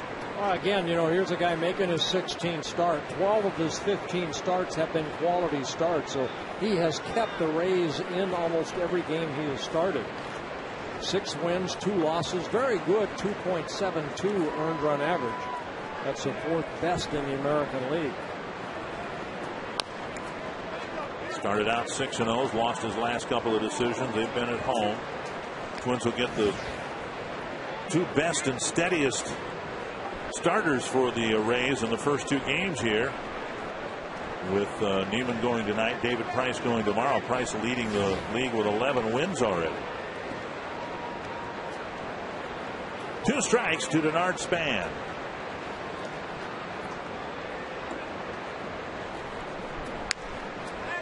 And off the trademark, fouled over the Tampa Bay dugout. Of course, the Twins have now a beautiful outdoor ballpark, what the Rays are trying to get, and they're kind of stuck in the mud in St. Petersburg and Tropicana Field. They have to look at what the Twins have here with a great deal of envy. Well, they have that long lease there that is really tying up a lot of things in St. Pete. 2 strikes. Lease goes to 2023. And a called 3rd strike, back-to-back strikeouts to start the 5th inning. And before Orlando Hudson comes to the plate, Fox Sports North invites you to be a part of Quest Twins Live. You can visit Maynard's and Excelsior on July 9th and attend the Sony HD viewing party starting at 5:30. Natalie Kane will be there. Ron Coomer will be there. And the Twins will be taking on the Tigers. That's going to be the best part. Get a chance to win some prizes and be on TV. That's the best part. Visit foxsportsnorth.com for more details. Hudson takes low, ball 1. Hudson struck out in the 1st, bounced out in the 3rd.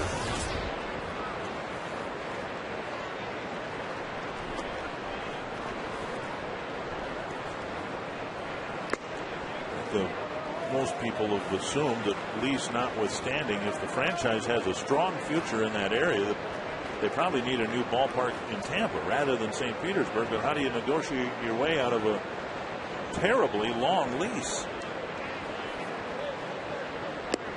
Did he go? Yep, and it's 1-2.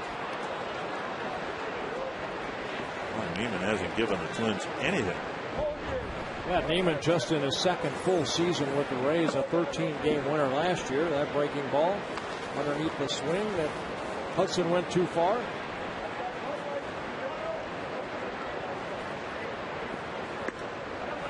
Two and two. Neiman again at 6'9", about 260. Out of Houston, Texas. Drafted by the Rays, their #1 pick back in 2004 out of Rice University. And now 3-2 with Mauer on deck. He got a degree in kinesiology out of Rice University. That was Mike Marshall's specialty, wasn't it? Yeah. I think he actually taught classes up at St. Cloud State in kinesiology, muscle movement, right? The mechanics of muscle movement. And Neiman tried to deliver the same strike three that he delivered to Span, but he missed the inside corner and puts Hudson aboard. Yeah, second walk of the ball game, bringing up Joe Mauer.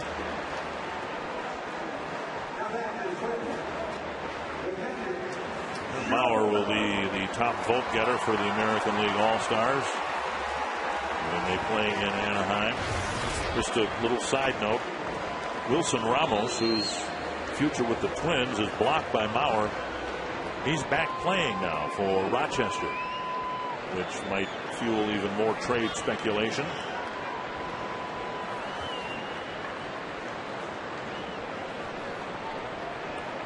Ramos was on the shelf for about a week with an oblique pull. Missing the inside corner, ball one.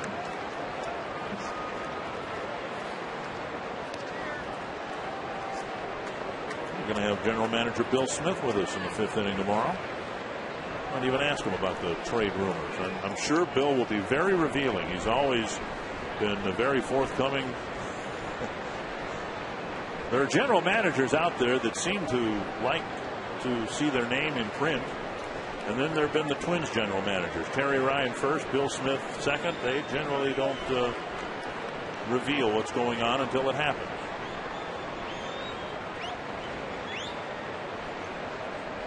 One and 0 to Mauer. Hudson at first base, 5 stolen bases in 6 attempts.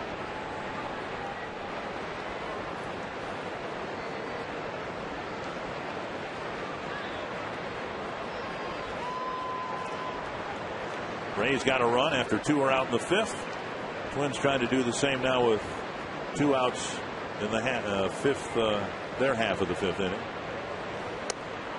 Nearly to a backstop. Jaso has to backhand it 2-0.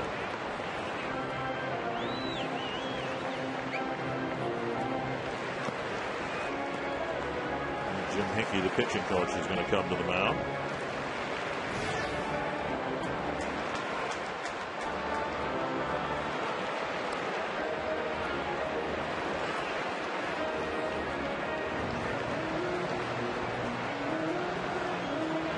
You know, that's what I want my pitcher to do. That's 6'11". Go to the back of the mound. Don't stand on top of the rubber while I'm looking up at you. No, I see what you're saying.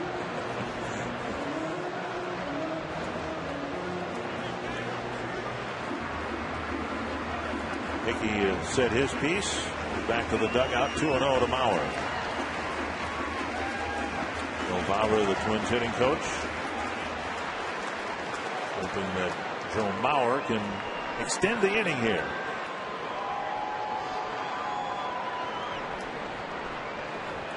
Two and 0 to the Twins catcher.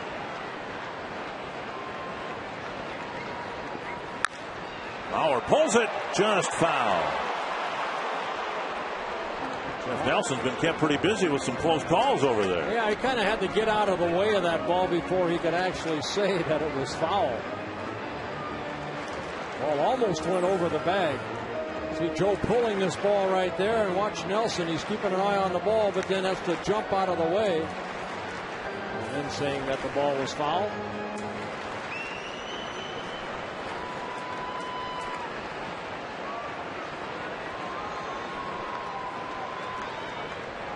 2-1 to Mauer.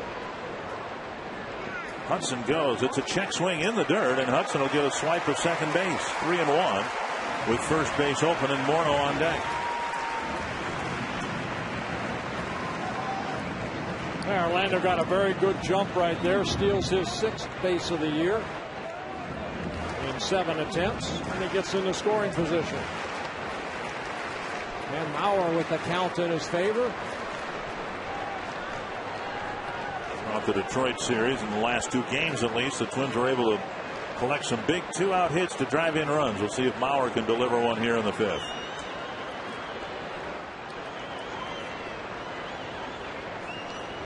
Curve over for a strike, and that fills the count. I don't know that Neiman has even thrown that pitch to Joe in the 2 prior at bats. At least not in this at bat. And 3-1, and he drops it over for a strike. A lot of confidence in that curveball. Now, as a hitter, you're thinking, will he come back with it, or what's he going to throw right here? Joe very good at picking up that ball right out of the pitcher's hand.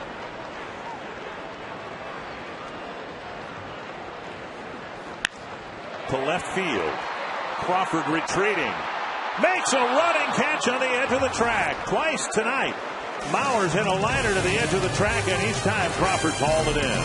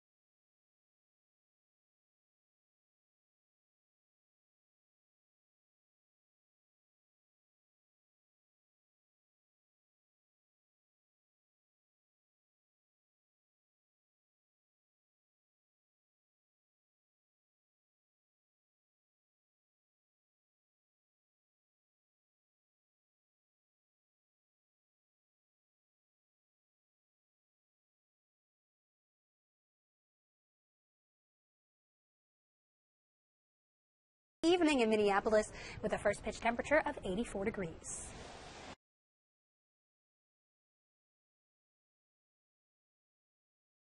Circle right there. Take that. Guy had a sign that says, "It's my birthday, buy me a beer," and he took one right in the snoot. So he got his beer. Twins! It's the Twins! Happy birthday to you.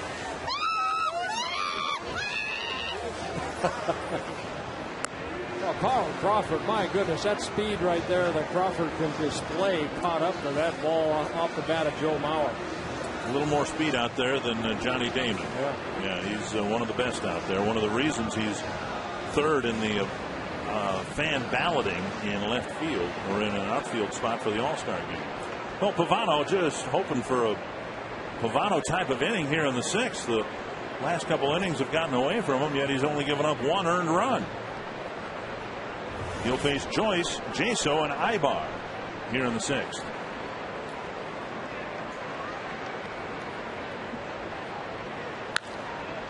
Hudson backhands the ground ball and throws out Joyce, 1 away.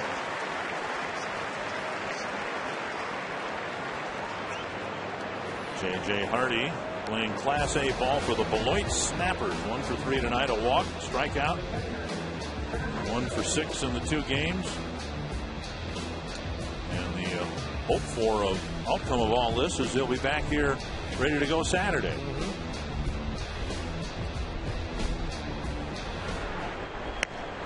Strike on the outside corner. The Twins, of course, will have a decision to make if Hardy does, in fact, come back to the club and they want to activate him on Saturday. A lot of different options. Danny Valencia might not survive the cut. The Twins may decide, you know what, he needs to go back and play every day at third base in Rochester. 1-1 to Jaso. And a strike. Yeah, Jaso got the RBI base hit in the 4th inning that scored Crawford. Made it a 2-1 ball game. One of the other options for the Twins is to disable Matt Tolbert. When he took the ground ball late in the ball game yesterday off his bare hand, his throwing hand, he jammed his 2 fingers, his index finger and his middle finger, and Ron Gardenhire said he's unavailable to play here for a couple of days. Here's a fly ball right center field. Kubel has it measured, out number 2. So not only the first error by a Twins third baseman this year, but a play that might end up putting Tolbert on the disabled list. 2 down. Alex Burnett, the right-hander, Ron Mayhay, the left-hander. Here's Ibar. Ibar singled to left. Delman Young threw out. Matt Joyce at the plate to keep it a 2-1 ball game. This one headed up the middle. Nice backhanded play by Hudson again. Got him. Orlando Hudson putting on a clinic here tonight. And Pavano has a 1-2-3 6.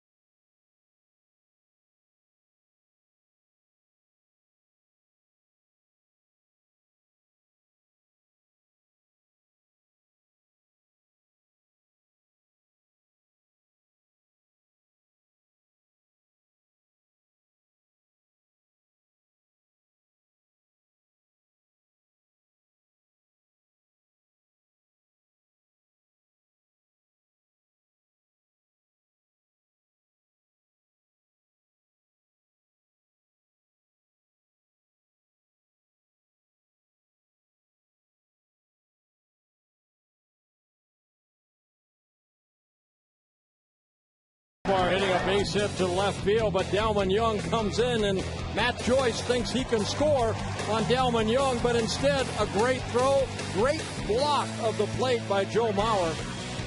That ended the 4th inning. That was about an hour ago, and Joyce still hasn't touched the plate. The Frost Brewed Coors Light freeze can. Middle of the lineup for the Twins in the bottom of the 6th. Morneau, Kubel, and Kanayer to face Jeff Neiman. Morneau with a double off the center field fence, banged it right off the 411-foot sign in center, and he had a fly ball to left.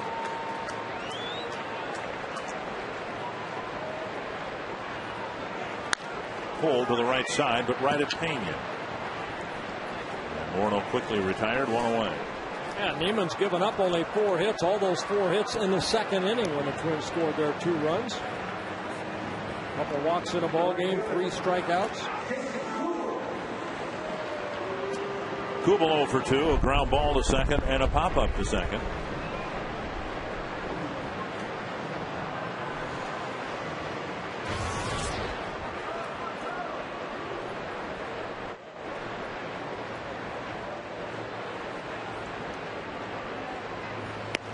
Outside, ball 1.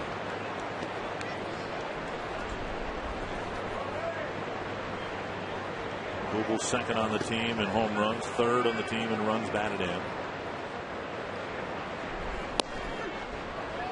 1-1.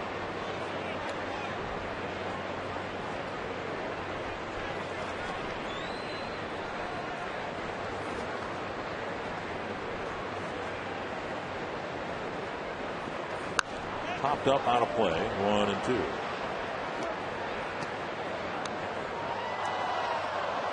Rays have a better record than the Twins by 2.5 games. Rays with 2 more wins than the Twins with 3 more losses than Tampa Bay. 1-2 to Jason Kubel. Driven to the gap in right center field, and a nice running catch by Zobrist for out number 2. And that'll bring up Michael Kadire. If you missed out on the first Twins tradition wall at Target Field, a second opportunity awaits you. You can have your name or your family name etched permanently on the Target Field Plaza by participating in the tradition wall program. Go to 877 Twin Wall to call, or twinsbaseball.com on the internet, and purchase your place on the Twins tradition wall. Well, speaking of call, I got Michael Kadire hitting a home run right now. Really? Yep. Been more than 4 weeks since he's done that. Kadire pulled a double over the third base bag in the second. Then he hit a fly ball to right in the fourth.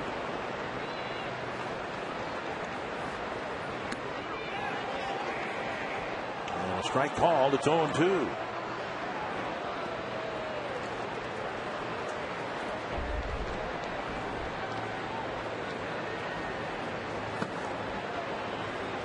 Have taken a couple of 2-out walks in each of the last 2 innings, but that's been it in terms of base runners against Neiman.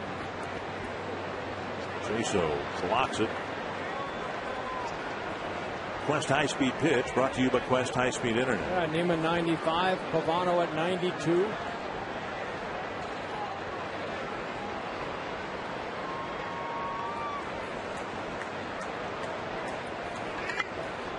Action in the Twins bullpen. Pavano with 102 pitches.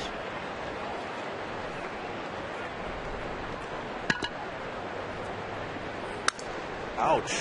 What an awful sound.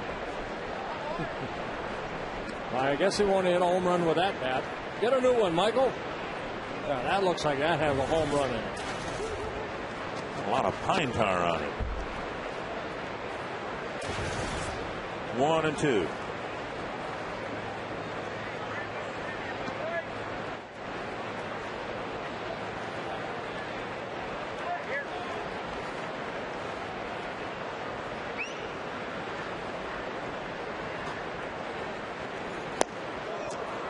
Neiman strikes out Kadire. It's a 1-2-3-6. Never gave him a home run pitch to hit. We go to the 7th, tied at 2.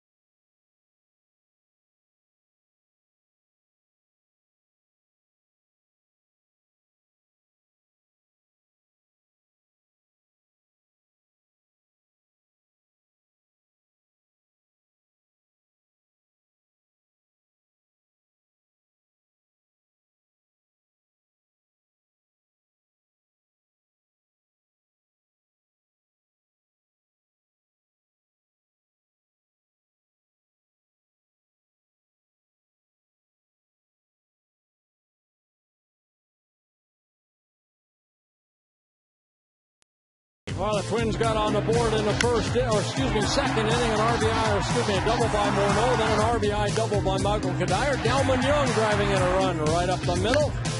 Made it a 2-0 Twins lead.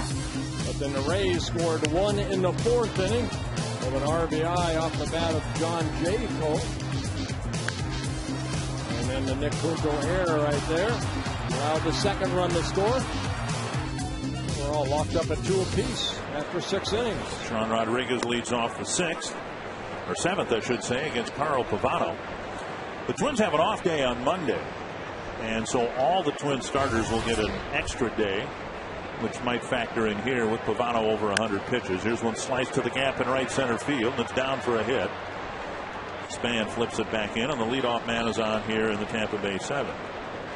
And Ron Gardenhire said that might be one of the factors in Kevin Slowey's favor as he comes back from the line drive that hit him in the ankle, in the shin bone yesterday, that he'll have, Slowey will, that extra day to let the bruise quiet down. Got to look for maybe the possible bunt right here off the bat of Jason Bartlett. He has 4 sacrifices on the year. Kadire in on the grass at third. And then 2, Rodriguez a candidate to steal. So Pavano needs to be aware of him at first. Yeah, Rodriguez 6 stolen bases in 8 attempts.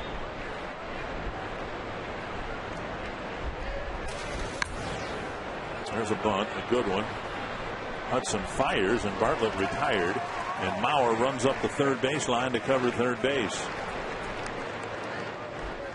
Yeah, nice bunt right there by Jason Bartlett. Kadire had a little trouble getting that ball out of his glove, but then threw a P over to Hudson, who was covering first base. That's his bunt right here. And right in there, but okay. My arm can get you, Jason Bartlett, and he does. Rick Anderson coming to the mound. Zobrist has picked up a couple of hits against Pavano, and the situation here, the go-ahead runner at second, 1 away. Want to be very careful here with a guy who's a pretty good hitter. 41 runs batted in, hitting today out of the leadoff spot.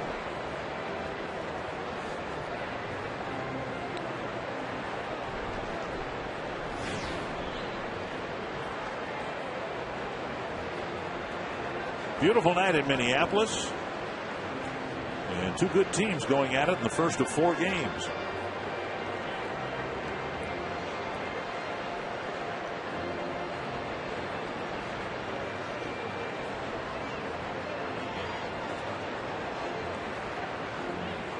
Everybody back where they should be. Zobrist in the box, and Pavano going to work here with 1 away in the 7th.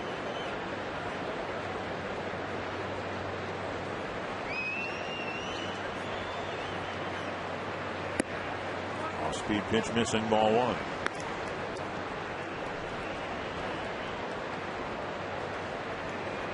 Pavano trying to pick up win number 10 on the season.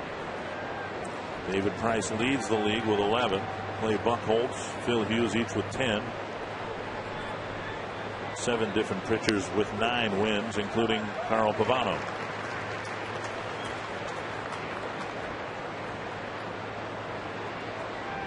One and one.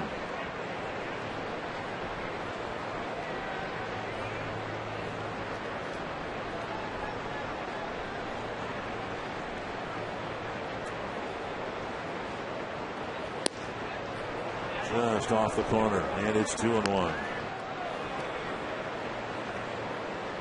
Pavano, obviously one of those guys that pitches to the corners, and he's just been a little off on a number of pitches, and that's made it a tougher night's work for him. Yeah, especially in the 4th and 5th inning when he used a lot of pitches.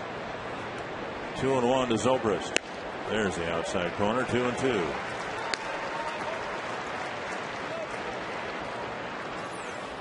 A good fastball out over half of the plate. Time called at a beach ball in the warning track in right field. You know, Pavano, who came up with those 2 great games on the road, and there's been some concern this year because some of the Twin starters haven't fared very well on the road.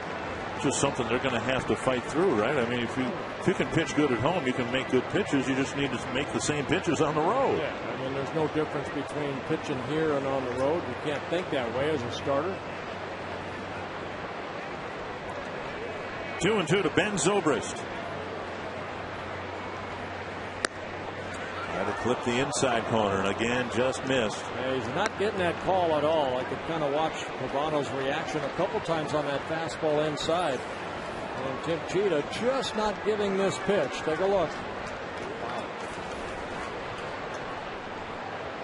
So when he missed with a fastball on the outside corner, he came back with it and got it for strike 2. Now he's missed the inside corner by just a little bit to fill the count.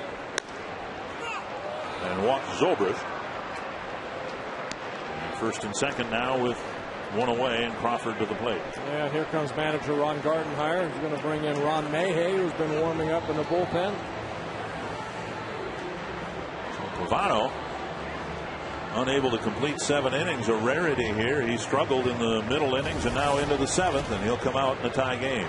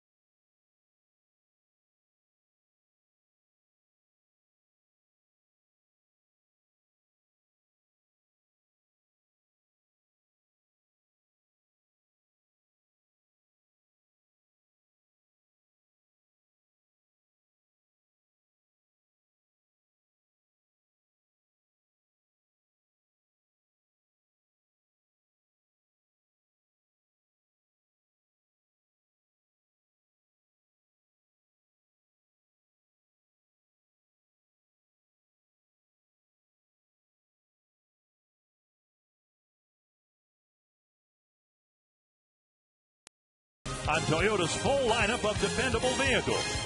And by Quest high-speed internet. Get blazing fast speeds that won't burn up your wallet. Rick Anderson, Steve Little, Carl Pavano trying to figure out what happened in innings 4 or 5, and again here in the 7th. Well, some nights you're just going to struggle, Dick, and that's what Pavano did. He battled into the 7th inning, and now he's going to need some help. You hate leaving a ball game with a couple runners on in a tie ball game, relying the bullpen to pick you up, and hopefully Ron Mayhay can do that. 25th appearance for Mayhay. He's pitched very well as of late. Over his last 11 appearances, he's not allowed an earned run. Mayhay facing the lefty Carl Crawford, hoping to get him.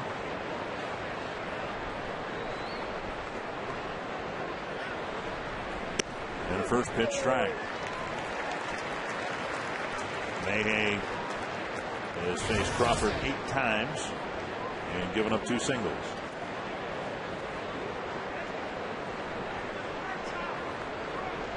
And struck him out a couple of times.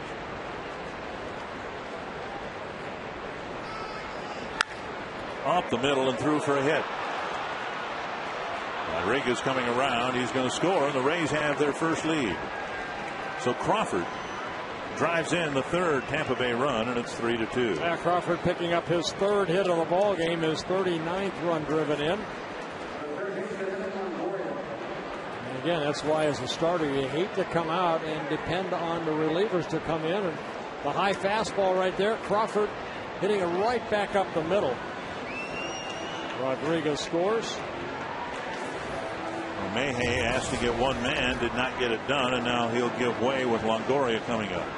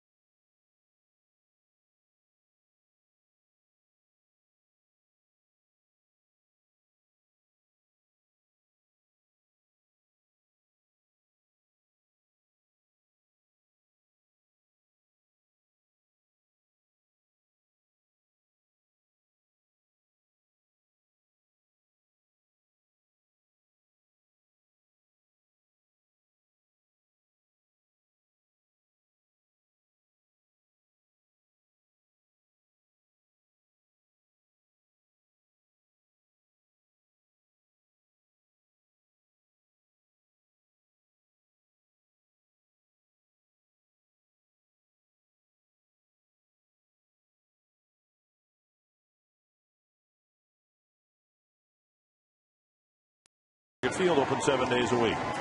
$40,665 to pay to sell out for the Twins. Saying a good ball game, but right now the Rays have taken a 3-2 lead. Alex Burnett asked to get out of the same situation that Ron Mayhay was put into. Runners at first and second and one out. For Alex Burnett, he's making his 29th relief appearance. He, like Ron Mayhay, did it. They did not pitch in that Detroit series. So Mayhay will watch as Burnett tries to come in and get Longoria, maybe get a double play ball. Longoria 0 for 3. He hit the ground ball to Punto that Nick didn't field cleanly that allowed the second Tampa Bay run to score. Ball one. Of course, Tampa Bay has not seen Burnett because this is his rookie season. Longoria will be facing him for the first time.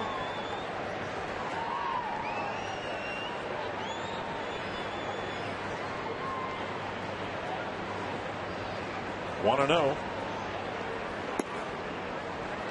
2-0.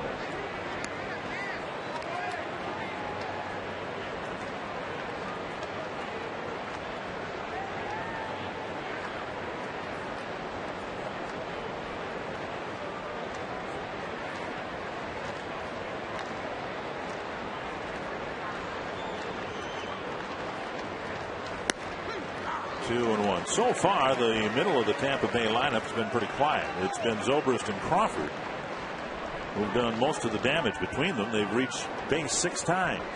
Well, they've got 5 of the 8 hits for the Rays.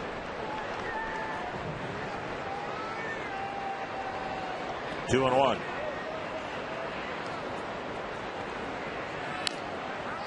They come inside with a sinker, maybe get a ground ball, and Longoria tapped it foul. 2-2.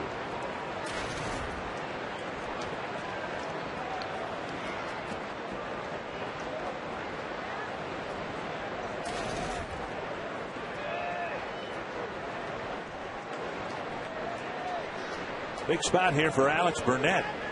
Rays leading by a run and threatening to do more damage here in the 7th. And a foul tip. Rolls away from Mauer. They went back to that sinker down and in. Longoria just got a piece of it.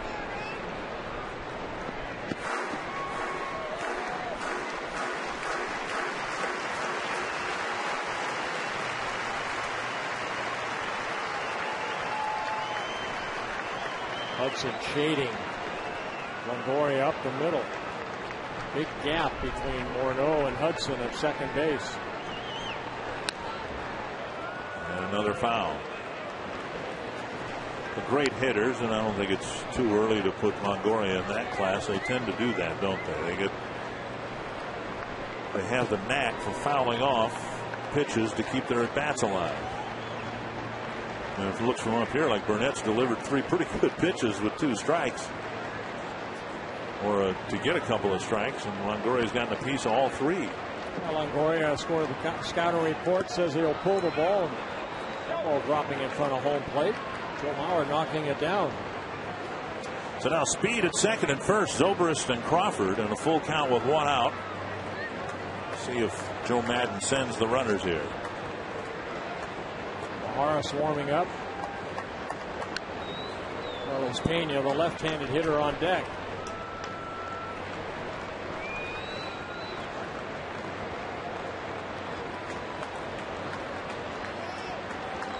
Full count to Evan Longoria. Runners stay put. Swing and a miss. Burnett gets him. So he fouled off 3 pitches. And then Burnett finally got him to swing and miss. Yeah, Gardy's shooting all his marbles right here. Good pitch right here. Good sink on that fastball. And Burnett picks up a big strikeout. In a key spot, Burnett delivers. 2 away, 2 on, and now Pena will face Maharis.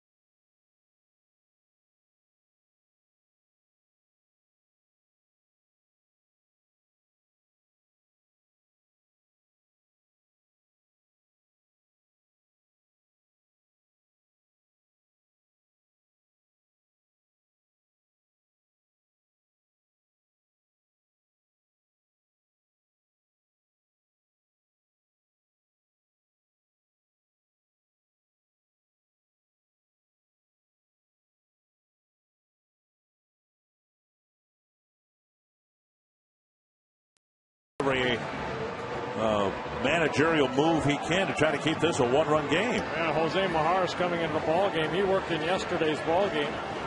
Came in the 8th inning to face Johnny Damon and got Damon to foul out where, remember, Hudson went over the railing down that right field line to make the nice catch to end the 8th inning.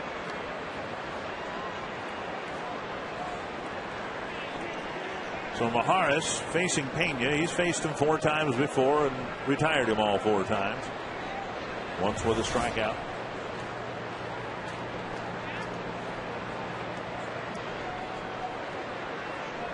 Pena with a pop up to short, a ground ball to second, and a strikeout so far on the evening. Check swing and a called strike. Twins with 3 left-handed relievers. We've seen Mayhay, now Maharis. Dunsing the lefty unused, and you can see Pena struggling overall, but the numbers really not good against lefties.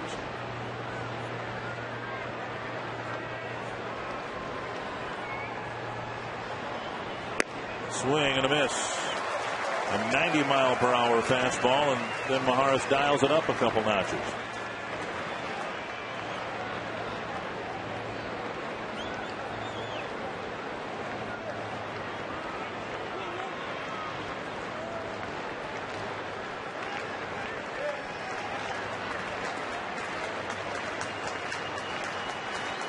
2 strikes to Carlos Pena.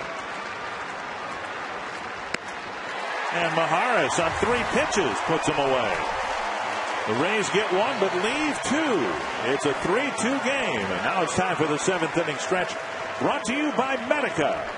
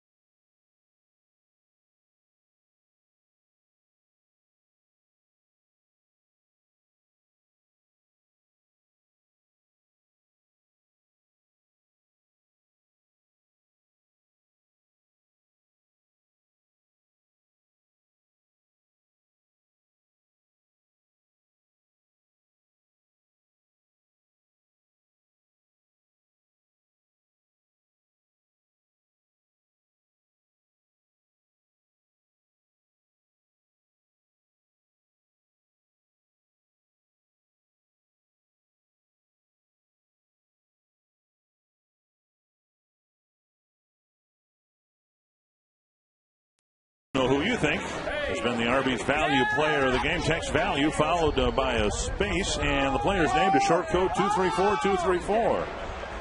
Carl Pavano taking the game into the 7th, the leading vote getter. Somebody gets a big hit here like Jim Thome, he'll probably pick up some votes. Are you kidding me? With an exaggerated shift on Thome, delighted everybody in the ballpark by threatening to bunt. Yeah, why not? Look where the third baseman Longoria is playing. He's playing at short.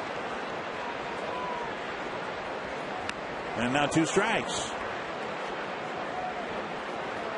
In this situation, a 1-run ball game. Twins need a runner on base. The interesting thing, if Thome does end up at first, the Twins might consider pinch running for him down by a run here in the 7th. You'd hate to think that Jim Thome's last act in a ball game like this would be a bunt single. This guy's been tough right here. Jeff Neiman. Only 4 hits allowed. All of them coming in the 2nd inning. Up and away. It's 2-2. Thome with a pop-up in the 2nd. Then he drew a 2-out walk in the 4th. Neiman pitching with his first lead.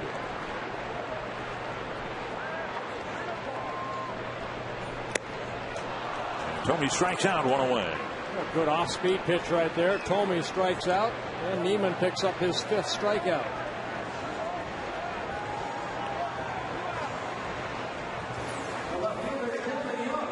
So Jeff Neiman, big location, 85-mile-an-hour pitch, and Thome swings through it.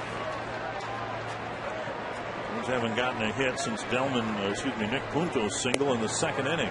Ball 1. Young spanked a single up the middle to make it a 2-0 ball game, but now the Rays have scored 3 unanswered runs.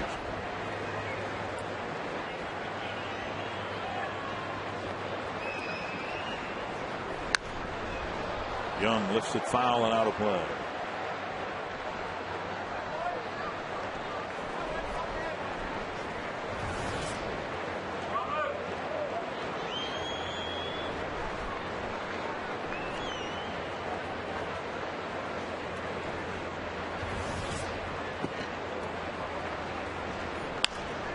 hold foul. 1-2. And Neiman has yet to hit the 100 pitch mark.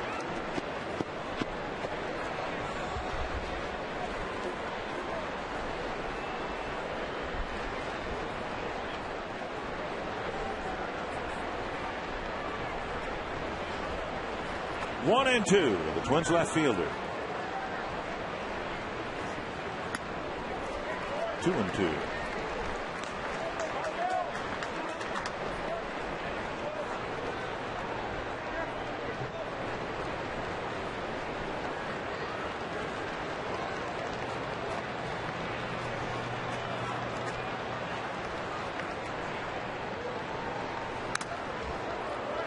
Pitch up, and he fouled it off Tim Cheetah's mask. 2-2.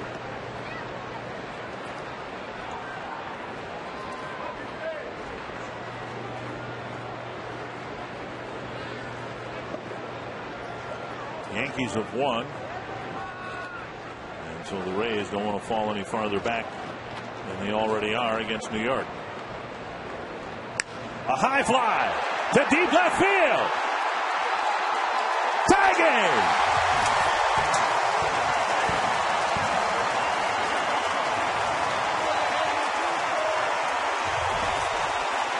Well, that's a pitch he's supposed to throw to Kadire. Delmon Young hits a game-tying home run, his 9th of the year. Got a breaking ball up and did not miss it.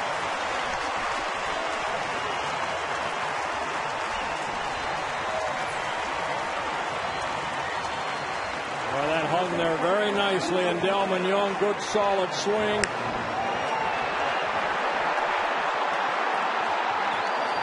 And with one swing, Delmon Young ties it, and here's Nick Punto.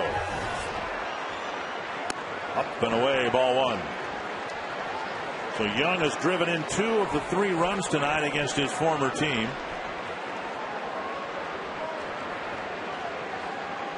They measure the home run at 392 feet. 2-0 now to Punto.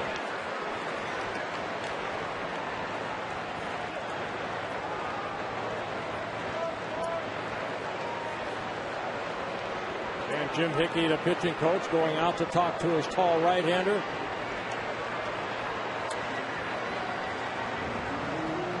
Boy, made one mistake after the 2nd inning. And that was that hanging breaking ball right there to Delmon Young. 96 pitches for Jeff Neiman. Grant Belfour, former Twin, starting to loosen up. On another very good year with the Rays.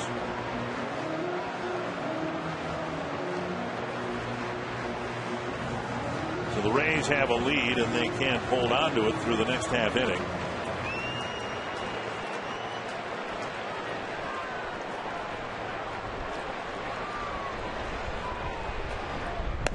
Down the middle, and the strikeouts picked up by Burnett and Maharis in the top of this inning are huge now because the Twins are in a tie game. The Rays had 2 runners on with only 1 out.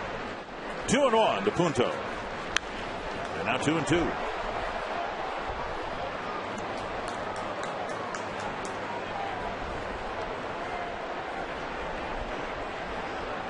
And Pavano will get his first no decision of the year. Yeah.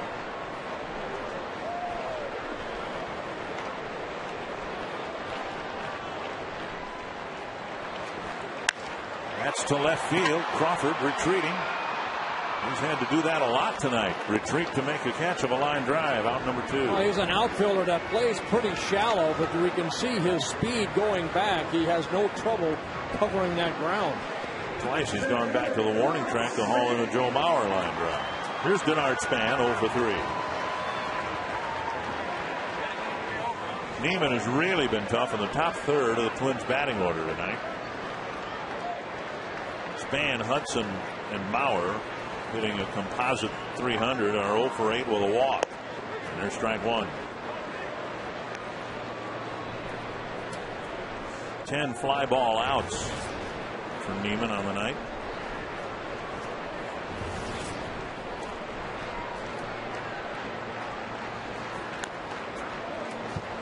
2 strikes.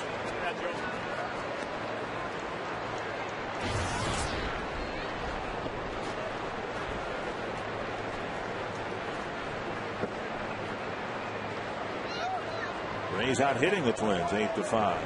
Only error, a costly one by the Twins, cost them a run.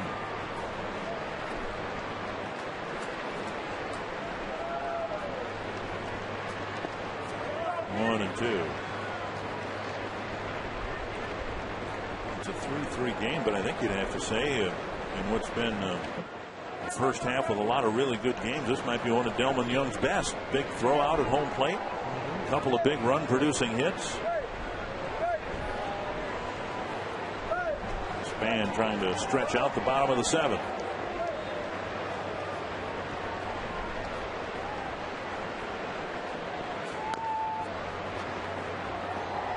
What would make Delmon Young night if the Twins were able to win this ball game? That's what he wants.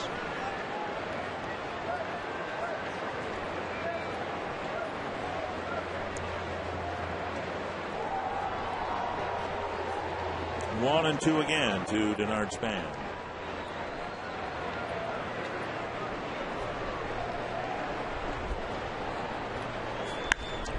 Solidly to center. He tattooed that ball. And he's aboard with 2 outs. Yeah, breaking ball left up right there, and Span getting his first hit right back up the middle. Joe Maddon's going to come out of the dugout and make a move here with switch hitting Orlando Hudson. Due up next for the Twins, and it looks like it's going to be Grant Balfour. So we'll come out of the pen. Both starters go into the 7th. Neither starter can survive the 7th. It's 3-3.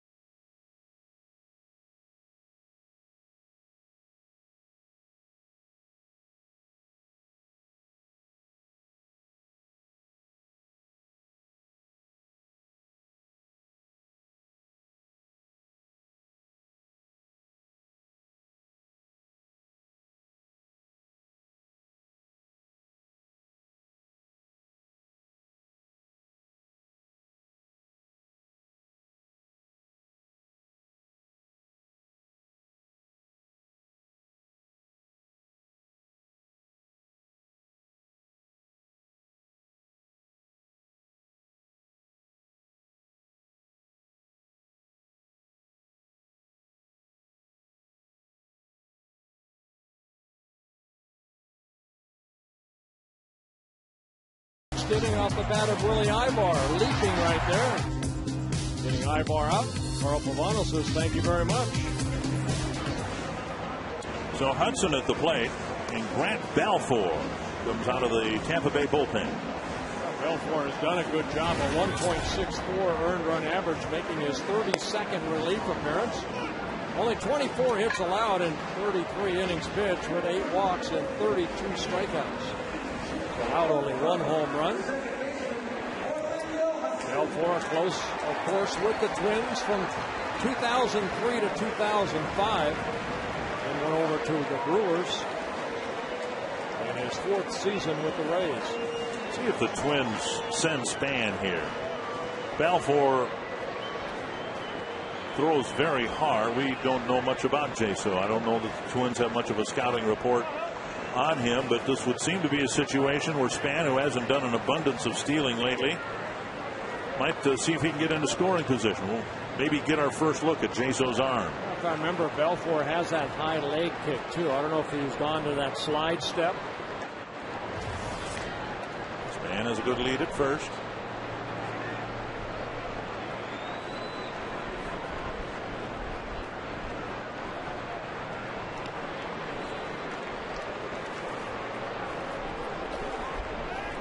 So as Balfour was taking his warm-up pitches, I was watching Span and Jerry White, and they were standing side by side talking about things like the leg kick, I suppose. There's Jaso's numbers.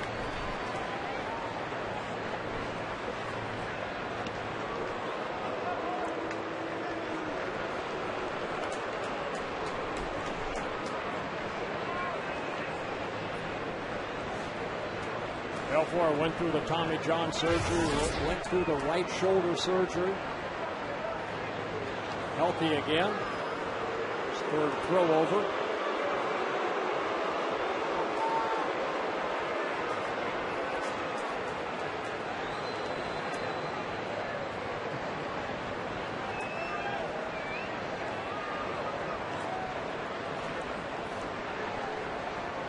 Slide step and a pitch up and away, ball one. Almost a pitch out.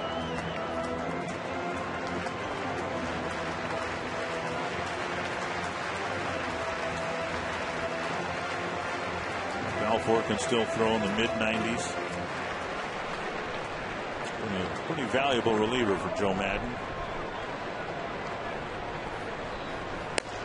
And a strike on the outside corner. 1-1.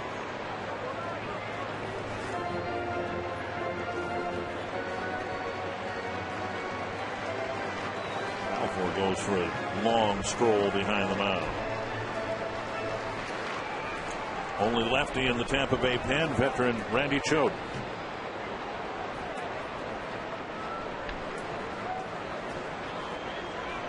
Span goes, swung on and missed, and Span is in with a stolen base.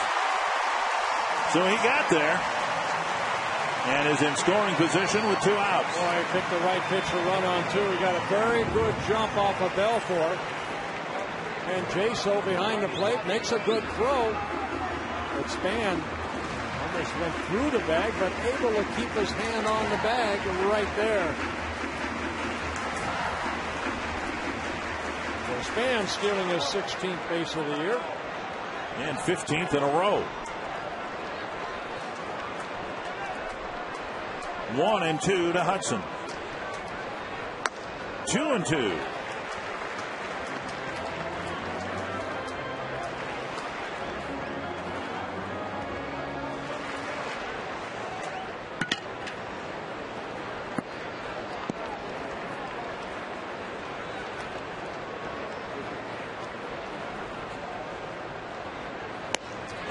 Balfour with a fastball strikes out Hudson. Span left at second, but Delman Young tied the game with his 9th home run of the year. 3-3 on to the 8th.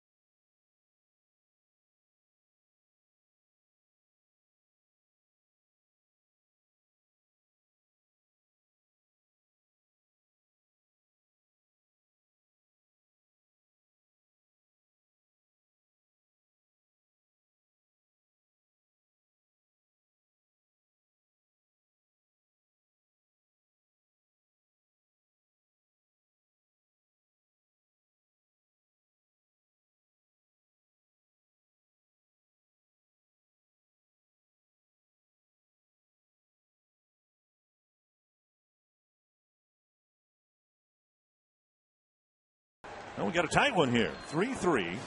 Top of the 8th inning, and Maharis will go after left-hand hitting, or excuse me, Gabe Kapler. Gabe Kapler's hitting for Matt Joyce. Kapler just coming off the disabled list where he spent some time with a strained right hip flexor. In his second season with the Rays, a 12-year Major League veteran. First pitch, a towering pop-up. Lauer makes the catch. Kapler gone on one pitch. That one was up there a mile. You know, not a lot of room behind home plate. Not too many times we see a ball hit that high to where the catcher can catch it. And Joe Mauer right there made a nice catch. Kelly Shopik is being used here to hit for Jaso. Just over an hour left for you to cast your all-star votes for Joe Mauer, specifically Justin Morneau, who might need your help. And any of your other favorite Twins in the internet voting will end.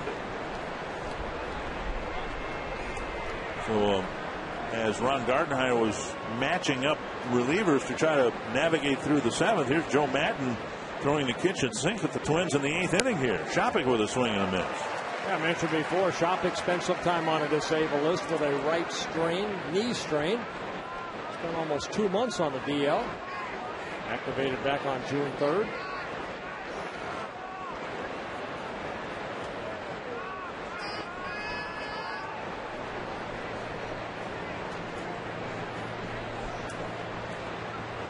One strike to Shopik. 2 strikes.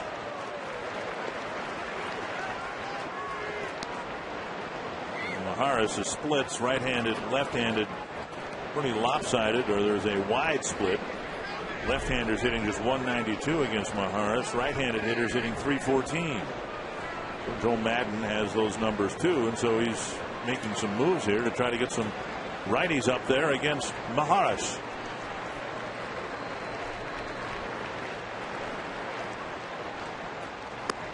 One and two.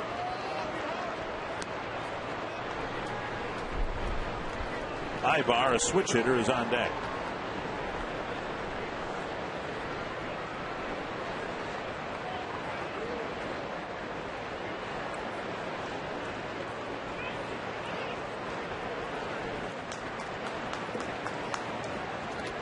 And now 2-2. Shopik, of course, familiar to the Twins pitchers from his days with the Indians. The Indians look like they finally settled on Carlos Santana as their catcher. He's off to a great start after being called up a couple weeks ago. Indians won again today, 6-1 over the Blue Jays.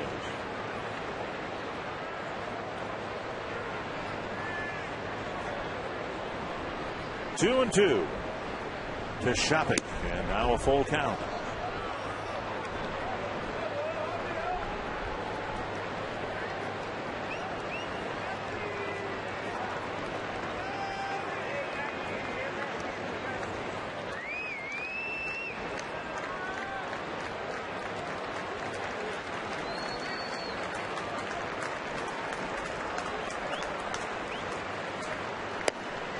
Takes it low, and Maharis got ahead of him 0-2 and lost him to a walk.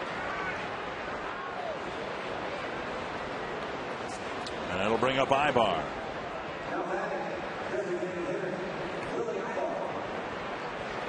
We mentioned Ibar, a switch hitter, hitting 243 as a right-handed hitter.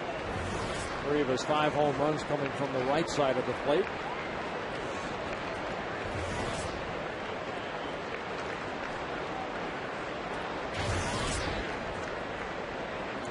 Ibar, single in 3 trips, had a hit taken away by Hudson his last time up.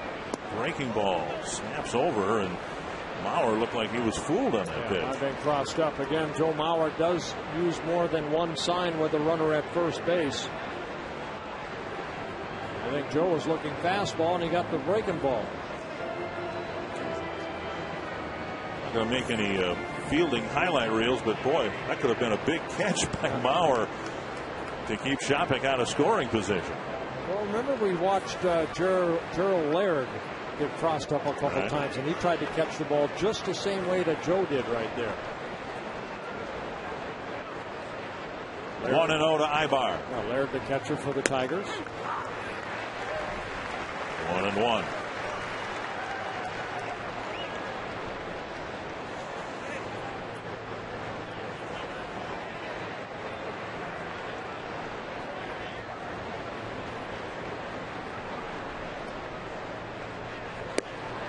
Missing down and in. It's 2-1.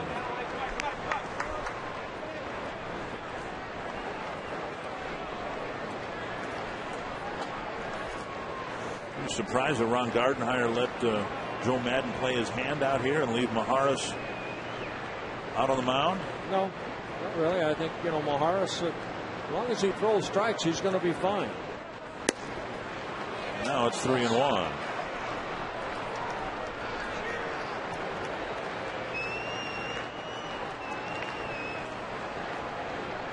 Jesse Crane is warming up, and I presume by now warmed up. 3-1. And Ibar wanted a walk. Just not yet, says Tim Cheetah. 3-2. Oh, fastball right here, 3-1. He almost has to do it again. See what the Rays do, if anything, with Shopping at first. Stays put. Fly ball, center field. Looks harmless enough.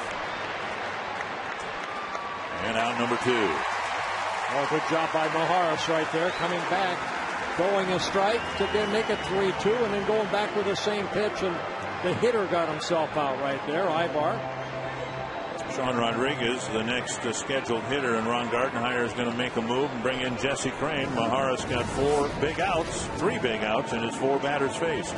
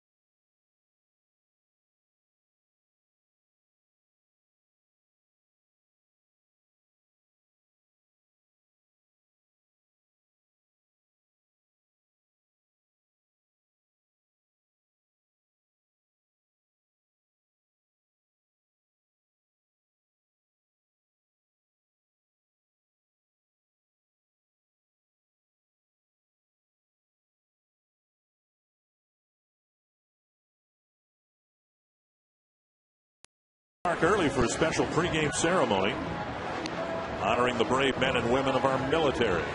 Unfortunately, with a high demand for tickets, the Twins are unable to offer the same discount for current and former members of the military. Call 800-33-TWINS and check on ticket availability. So 2 down, a man at first. 5th Twins pitcher for the last 8 batters, and it's Jesse Crane. One thing we've seen from Jesse Crane over the last month or so, that ERA is going south. One time it was about 7 or 8, and right now at 4.26, making his 33rd relief appearance. Asked Ron Gardenhire today about Jesse Crane and why he's a different pitcher now than he was early. He mentioned 2 things: not spinning out in his delivery, trying to throw it too hard, and also use of and more confidence in his breaking ball. He's added that little cutter like a slider. That pitch right there, not really added it, he's just throwing it more. Looks like a fastball and just has a little cut at the end, right? 1 strike to Rodriguez. A guy named Mariano Rivera made a living out of that little cutter.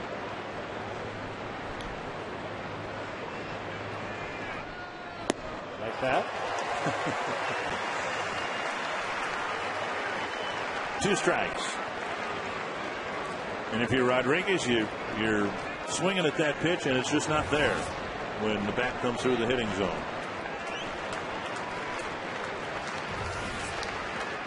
We'll see if they go back to it again.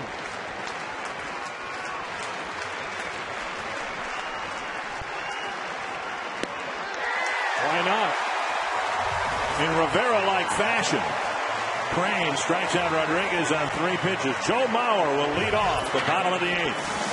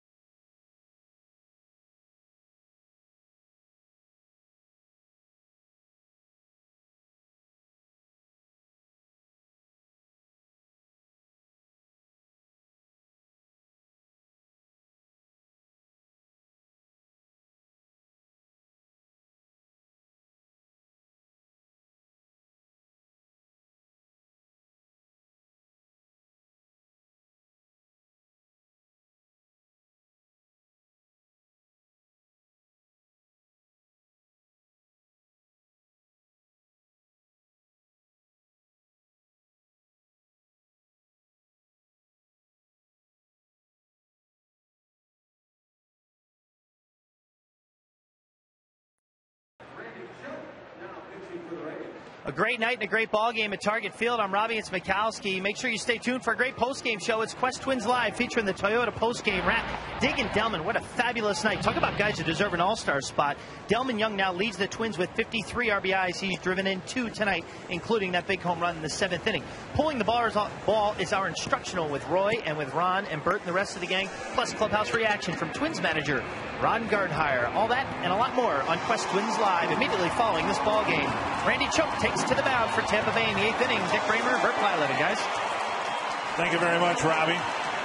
Jesse Crane did a great job getting the Twins to the bottom of the 8th in a tie game. But with Mauer, Morneau, and Kubel hitting consecutively, that sets up the lone lefty in the Rays bullpen, Randy Choate, to come in and face nothing but left-handed batters. Yeah, Choate struggled a little bit. 0-2 out of that bullpen. Very high, 5.79 earned run average. He's worked only 18 2/3 innings. He's walked 6 with 21 strikeouts. Mauer 0 for 3. He's hit 3 fly balls to left. 2 of them retrieved on the run on the edge of the track by Carl Crawford. Down low, ball 1. Choate will give you that sidearm delivery, a fastball that's not overpowering, big slow curveball like a sweeper, and a changeup. In his second season with the Rays, pitched for the Yankees and the Diamondbacks. The key for Choate is to get these 3 guys, as good as they are. He's held left-handers to a 158 batting average. Right-handed hitters are hitting 500 against him. Kapler in left, Shopik behind the plate, and Choate on the mound.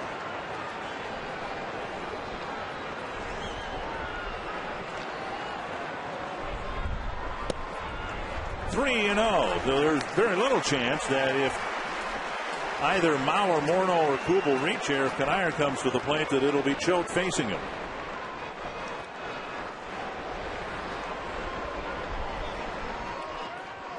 Mauer's faced Choate twice, and Choate's won the battle twice, striking him out each time. That one clips the inside corner.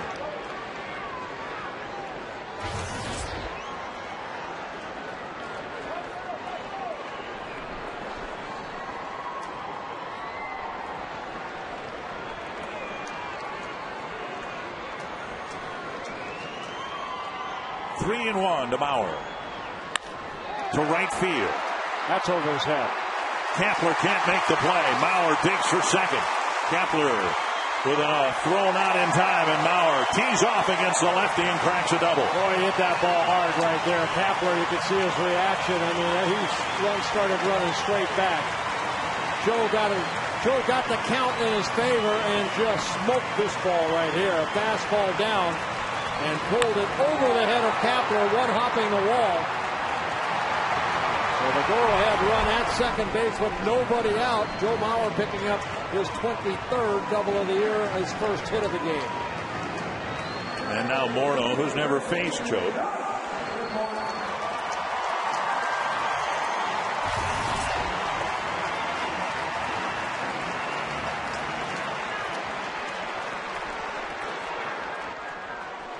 Morneau doubled, leading off the second, and scored the first run of the game. Since then, a fly to left and a ground ball to first. Ooh. The frisbee breaking pitch left up in Morneau's eyes, and he tried to crank one out of here. That ball coming in about, maybe 75 miles an hour. You want to wait on it, and Justin pulling out a little bit. Sure he'll learn something from that.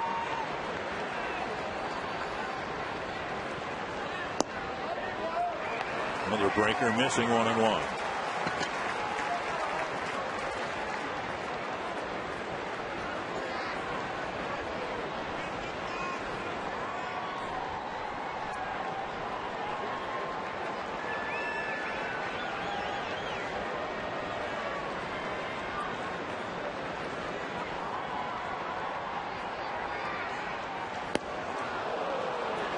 One and two.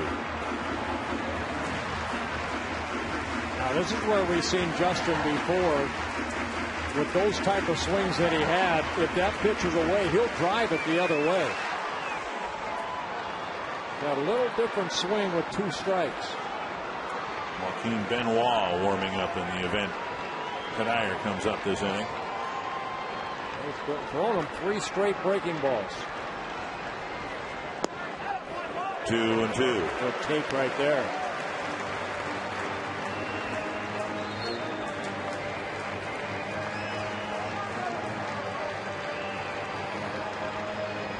Very intense game.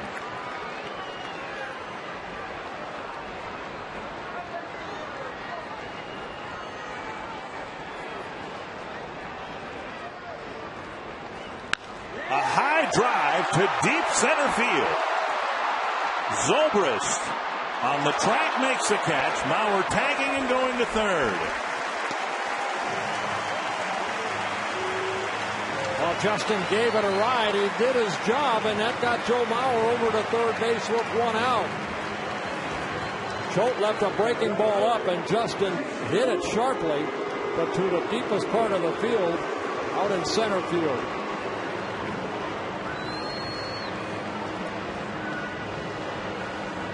So Choate now with Kubel up, and Joe Madden doesn't like what he sees here, pointing the 2 fingers to second base umpire Tim Timmons to make sure that the right relief pitcher is brought in here.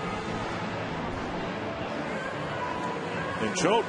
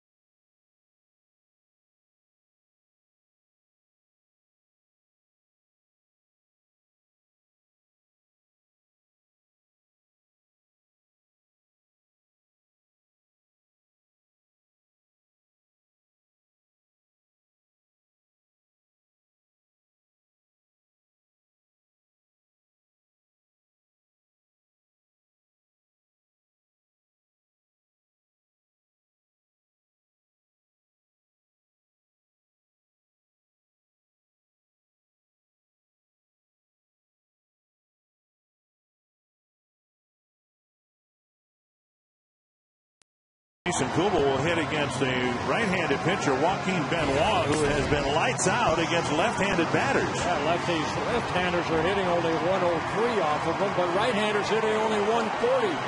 Benoit coming back after missing all of last year because of right shoulder surgery. Started the season in AAA with the Rays, ended up getting called up in the latter part of April. Over 40,000 people, most of them standing, with the infield in, one away in the eighth. Kubel is 0 for 3, lined out to center his last time up. Benoit has a good sinking fastball, sharp slider, and a very good changeup.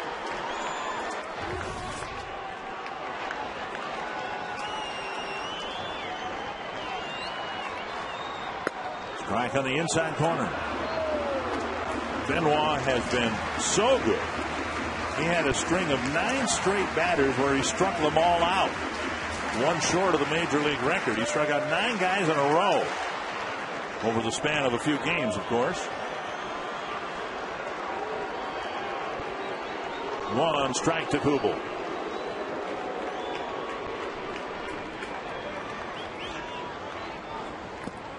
Blocked by the catcher, Shopping.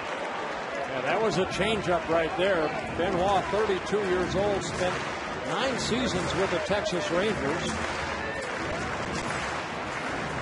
Goes to the changeup. Shopping does a good job of keeping the ball near the plate.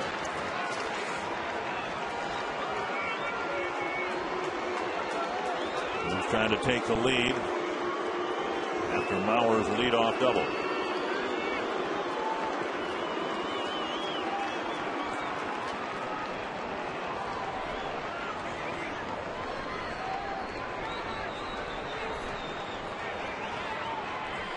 High pop-up near the Tampa Bay dugout and out of play.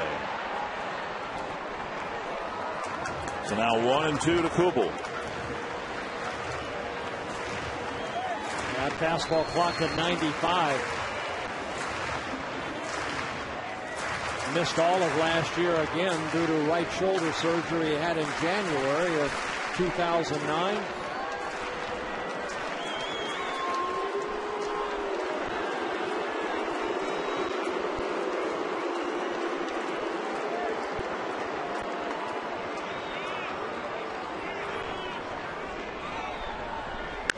To center field. Caught by Zobrist. Mauer trots in with the go-ahead run, and Kubel gets it done.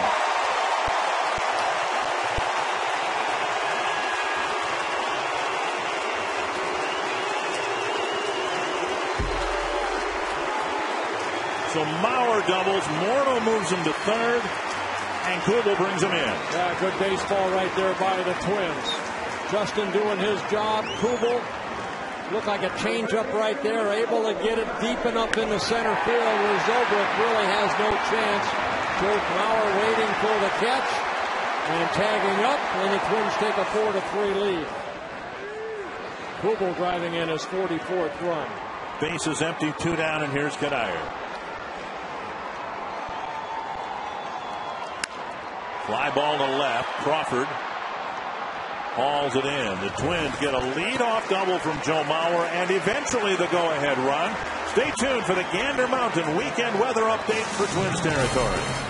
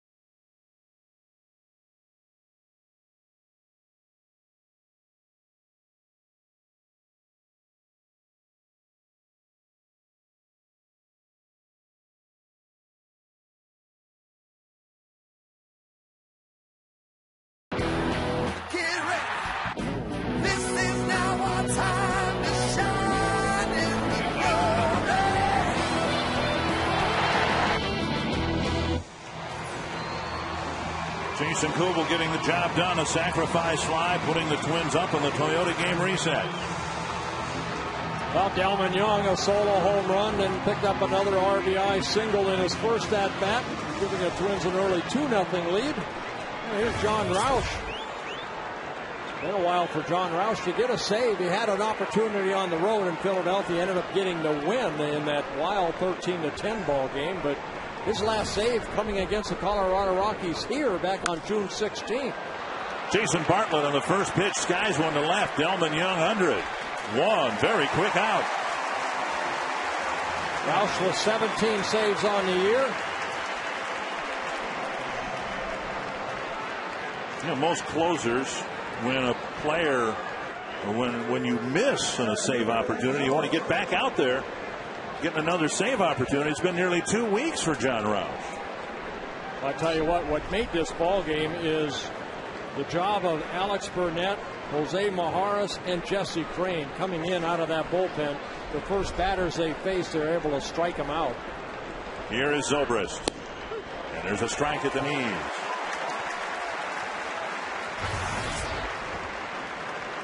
Because Roush had spent most of his career in the National League, Rays haven't seen much of him.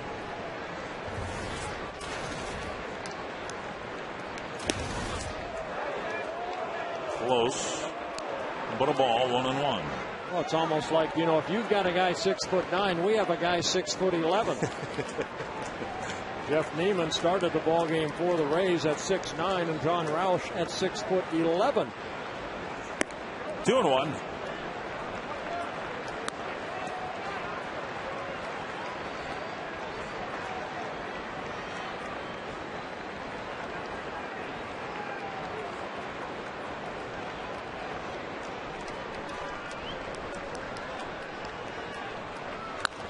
Foul back, 2-2.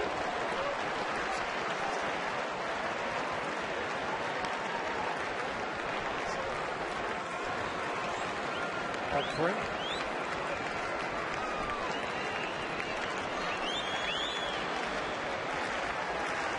And trying to build a little winning streak here, winning the last two of the Detroit series. Now ahead late in the opening game of this four-gamer. 2-2. Hook foul.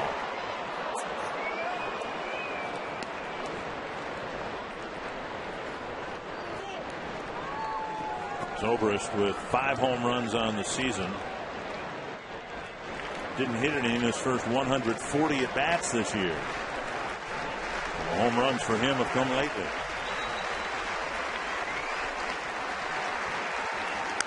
Popped up near third. Cuddyer out, number 2. Of course, cold light blast. Let's go back to the 7th inning when Alex Burnett came in and struck out Evan Longoria, and then Jose Majares ended up striking out Carlos Gomez, and then to end the 8th inning, Jesse Crain did a great job coming in and striking out Sean Rodriguez. And now Jesse Crain, the pitcher of record. Crawford has singled his last 3 times up.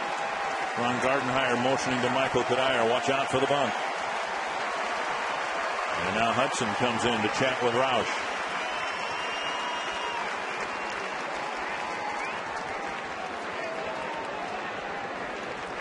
Not only the bunt for Cuddyer, you don't want any doubles down the line, so he's going to try to play, you know, somewhere close to that bag. As Justin Morneau's doing the same thing. Strike 1. It's almost like Roush wanted to talk with Hudson about where he was going to be positioned. Well, I think you want to talk to him too. If he, you know, he might try to take that bunt with him. And Hudson playing on the grass. Hook missing. I just wonder whether Roush should say, look, I've got it covered. You go back and play a deep second base, and if Crawford bunts, it's my job to try to get over there maybe. There's 2 giant steps. He's over there anyway. 1-1 to Carl Crawford. 2-1. The thing that has been impressive about John Roush, he doesn't walk anybody. 3 walks in 30 innings. 22 strikeouts. Looking for his 18th save of the year. Pop foul, 2-2. Crawford's never faced Roush. Roush trying to put him away and end the ball game.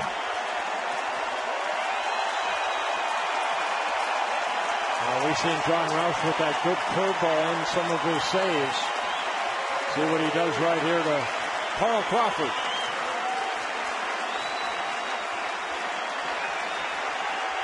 Up the middle. And the game is still alive, and Longoria will have a chance. Crawford showing why he's an all-star. 2 strikes, and he got the barrel of the bat on it to keep the game alive. And his 4th hit of the ball game. And now Longoria. Now you have called Carl Crawford, who's already stolen a base. Some pitch to hit. Right back up the middle. Longoria hitless. He has struck out twice.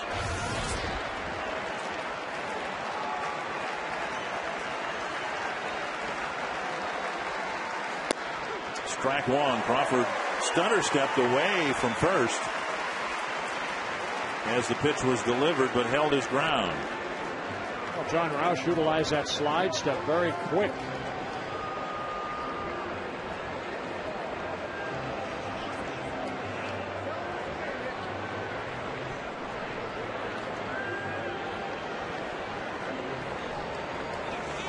Might be the fastest man in the American League. And he's at first with 2 down.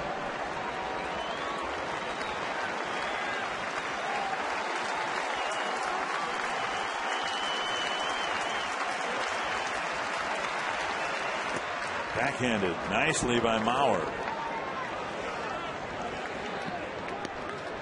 1-1. Well, again, don't worry so much about Carl Crawford, where you maybe lack off as far as location of your pitch home, because Longoria has the power to get the ball out of the ballpark.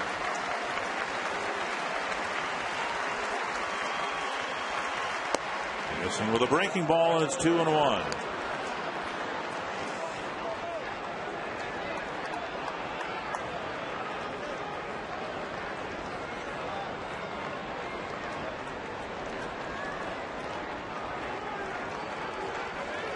Burnett struck out Longoria with some nasty sinkers down and in.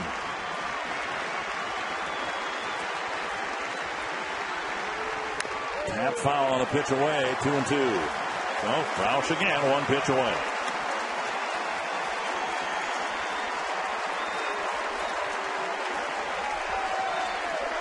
This has been a very, very good ball game right here. We've shown why these 2 teams have been in first place in their divisions most of the year.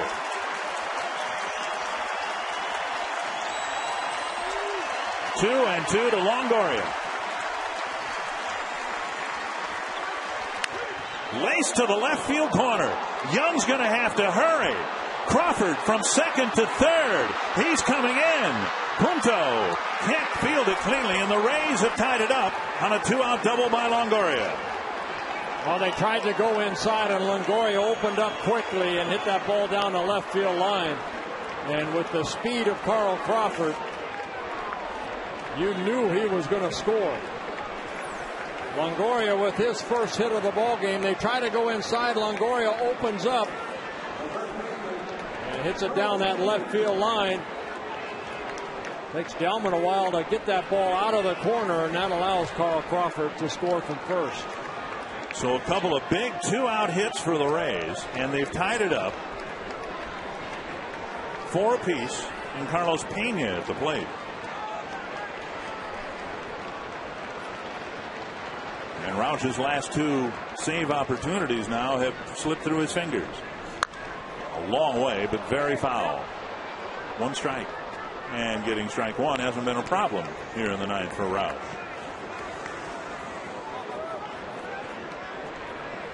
So a big comeback by the Rays to tie it up.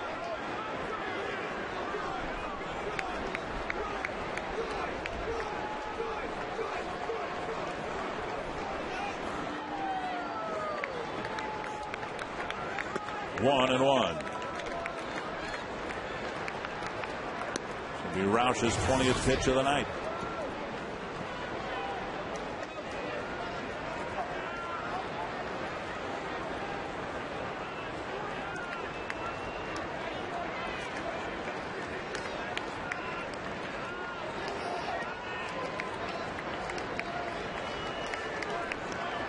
1-on-1 to Carlos Pena.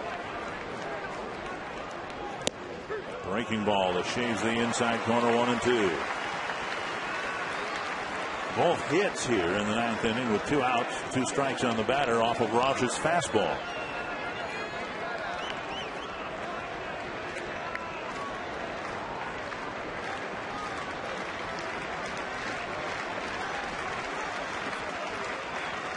One and 2 to Pena. Hook missing, and it's 2-2. I think that was pretty good hitting by Longoria because they wanted to go back in, but he probably remembered how they struck him out, in the 7th inning. That good sinker from Alex Burnett. He made the adjustment.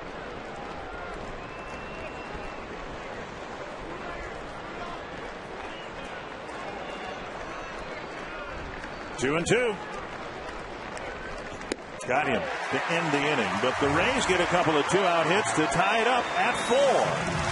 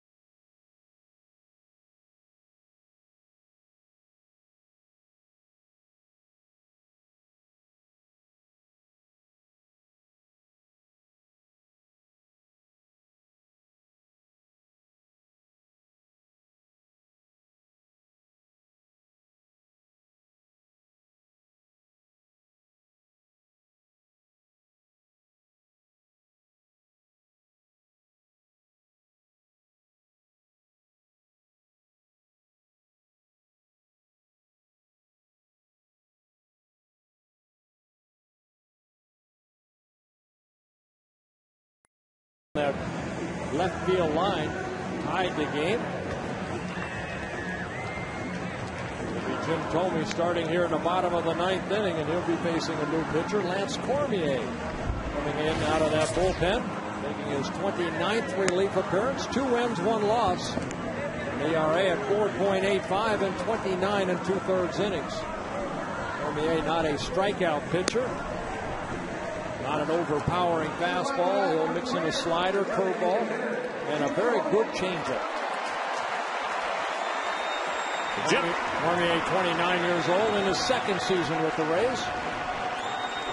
Jim Thome will lead things off. It'll be the bottom third of the Twins lineup, but when your bottom third consists of Thome and Young, you can win a ball game suddenly with 1 swing. The Twins do not have a walk-off game-winning hit in their new ballpark yet. Swing and a miss. There's been a walk-off wild pitch and a walk-off sacrifice fly. That's been it.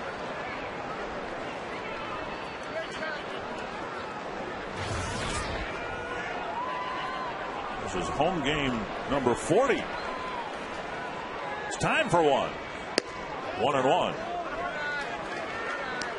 Cormier comes into this outing over his last 9 appearances. He's allowed 9 runs on 15 hits and 10 walks, covering 9 2/3 innings. Down and in, 2-1.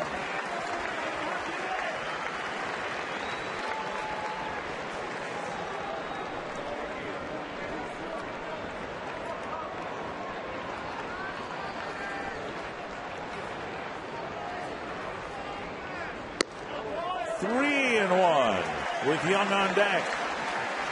Twins got a leadoff double in the 8th and turned it into a run. Cormier doesn't want to walk Thome. Why not? Put him on. You'll know where he is. And Tony tried to end the game right there.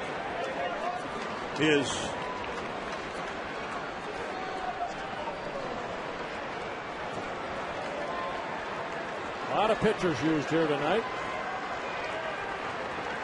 3-2 to Tomey. Got him. Came back to strike him out, one away. So the game comes to Delman Young, who has taken center stage here tonight. Well, an RBI single in the second inning, giving the Twins a 2-0 lead. And then gave the Twins a lead in the seventh inning. Show off his great throw right there to Joe Mauer, getting Joyce at home plate. And then a home run coming in the seventh inning to give the Twins a 3-2 lead at the time. First pitch dribbled to second. Young retired, and that's out number 2. Cormier comes back from 3-1 to strike out Tomey. He gets Young on the first pitch, and that'll bring up Punto with 2 gone in the ninth.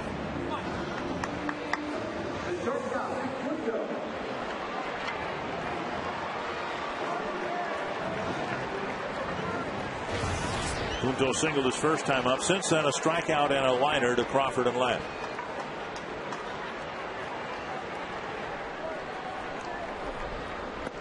Ball 1. Hey, they did their scoring with 2 outs. See if the Twins can do their scoring with 2 outs here. Punto can get aboard. Maybe use his speed with Span coming to the plate. 1-1.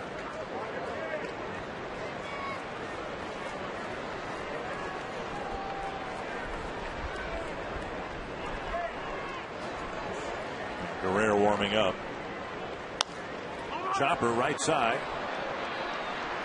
And Cormier comes out of the pen and pitches a 1-2-3 ninth. So we've got a 10th inning coming up in Minneapolis.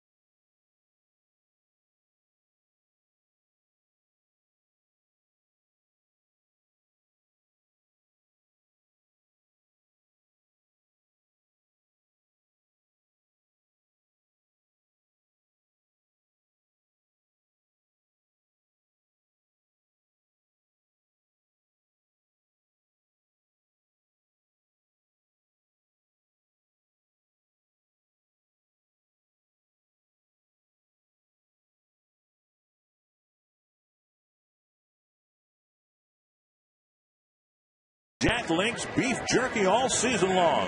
Jack Link's beef jerky, feed your wild side. To the 10th, Matt Guerrero out of the pen to face Gabe Kapler.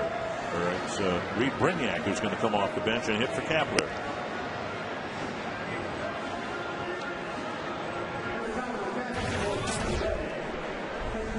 I think everybody's going to get into this ballgame. The numbers on Matt Guerrero making his 37th relief appearance. Very good 1.72 earned run average in 36 2/3 innings.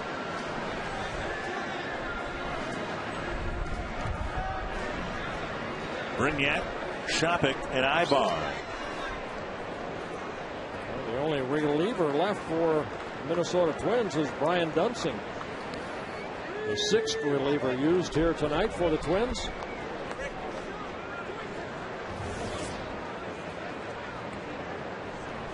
Swing and a miss by Brignac.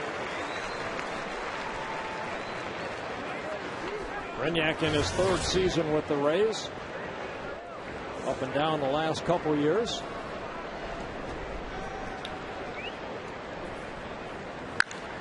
Cracks one to right. He's done a great job for Joe Madden pinch hitting. That's his 5th pinch hit in 14 at bats. So the leadoff man is on here in the 10th for Tampa Bay. Well, I got a fastball right there and did not miss it. Line drive to right field. Rays get their 11th hit of the ball game.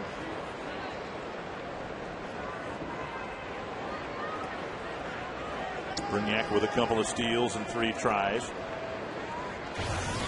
See if Shopik is asked to bunt here.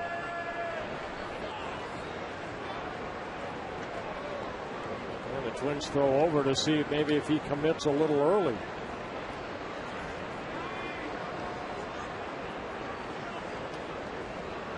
I would think it'd be very tough to get a catcher to do that. Catchers should be smarter than that, shouldn't they? Yeah, he did not commit early. And a little bit of a twitch there as Guerrero threw over. So we'll see whether he tipped his hand or not.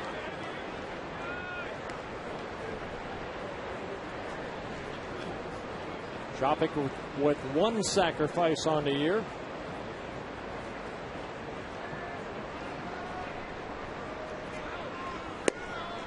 Down and away, ball 1. One of the things that cost the Twins a ball game in the opener against Detroit was their inability to get an out in a sacrifice situation. Cisco Liriano was bunted on. Liriano unable to make some plays on some bunts with his follow through.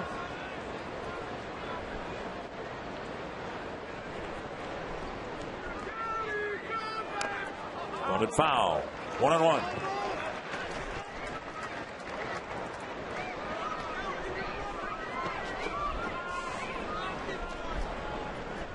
You want to make sure you get an out right here. Shopik looking down at Tom Foley, the third base coach. And Steve Little also on the bench for the Twins looking down.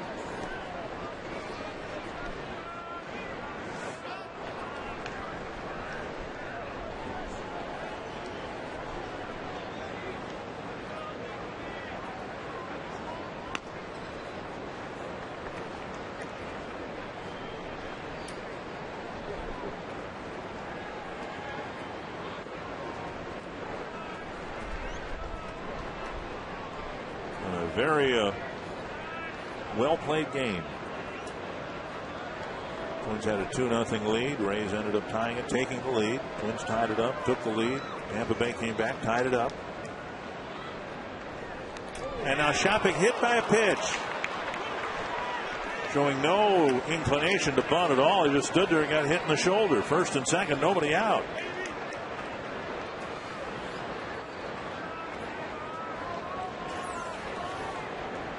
Matt just trying to throw a fastball and Shopik not giving way, so I'll take that one off my arm and go down to first.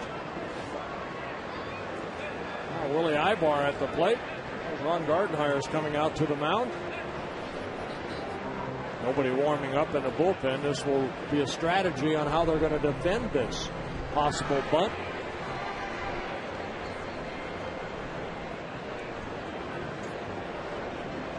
So all of this made possible by Brignac's pinch hit single. Third hit batter for Guerrero. Ibar does not have a sacrifice yet this year.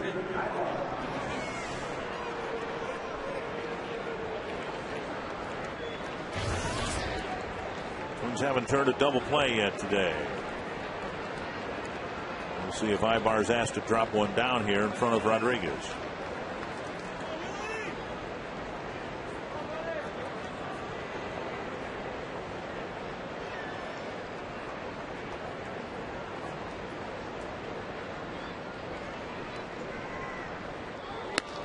Strike on the outside corner.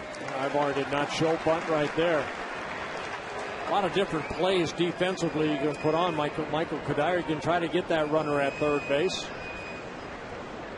With Matt Guerrero, his job is to get over there in case of a bunt. But Ibar did not show bunt. And he drops a base hit to left field. Young with a throw to third. There'll be an easy out there. And Shopik claiming that Kadire never tagged him. And so is third base umpire Alfonso Marquez.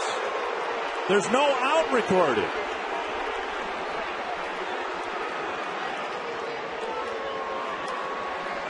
So Shopik was out by a mile, and Kadire came up to tag him and see if he had a shot at second base with Ibar.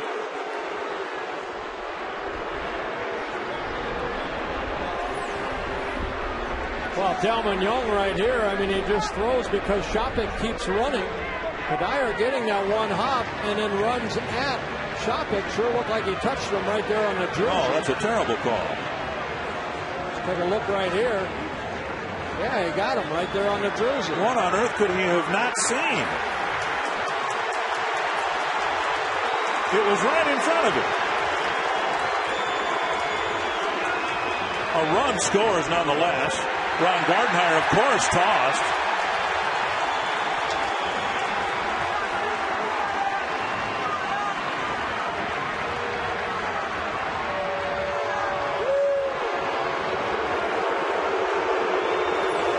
Take another look, and Kadire definitely tagged him right there, right on the stomach. You could see his jersey billow.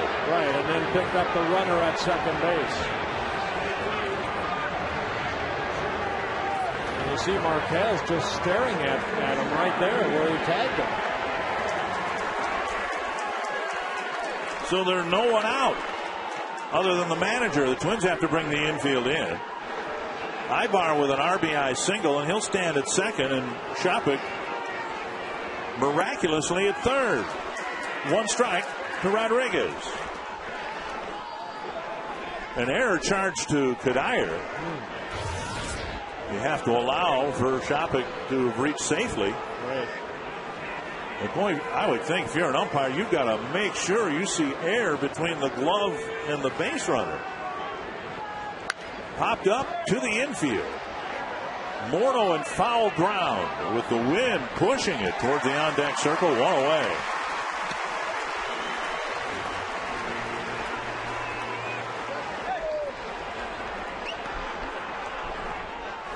So one down. And Jason Bartlett, the hitter. Scotty Elger, the acting manager.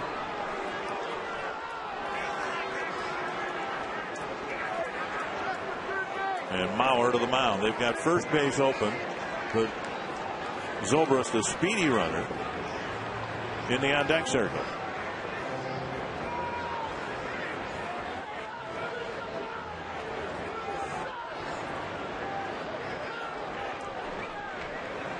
I think you need to give Shopik some credit for selling an improbable call to an umpire. Yeah, but Marquez was looking at the play. You saw him looking at it. I'm trying to allow for how in the world he could have missed that call. Infield in. They'll apparently pitch to Bartlett.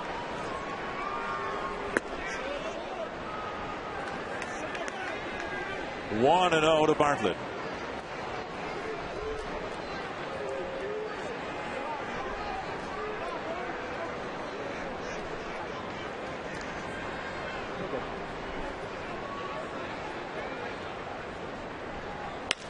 That's to short right field.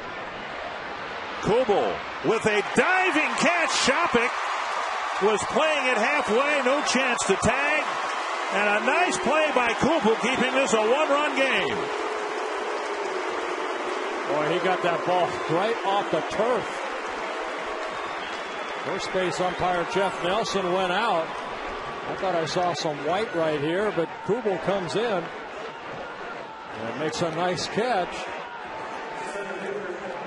Yeah, he got his glove underneath that ball. Very nice catch. Nice call.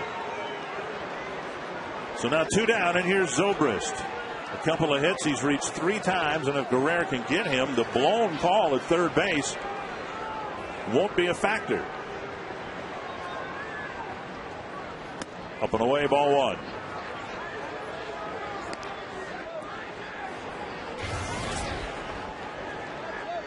Twins are due to have the top of the lineup hitting in the bottom of the 10th.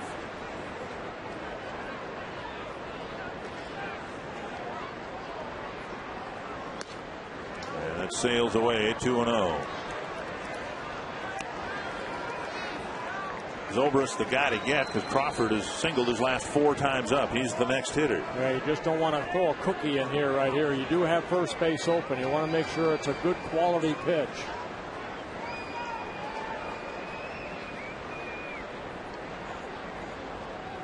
Three and 0.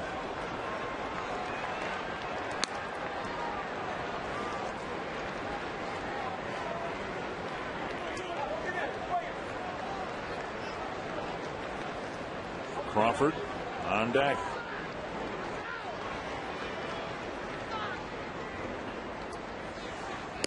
And he missed on all 4, so they're filled with 2 away, and Crawford coming to the plate. So in the inning, Guerrero gives up 2 singles, a hit batter and a walk, and here comes Scotty Elger. With Brian Dunsing warmed up. It looks like Guerrero's night is done, having faced 6 batters here in the 10th. That's it right there. That's all the relievers for the Twins. Some starters on the bench. Better go get some spikes on. So Guerrero comes out. And that the Twins have to use Dunsing at all is certainly one result of the missed call at third base. There should be 3 outs here.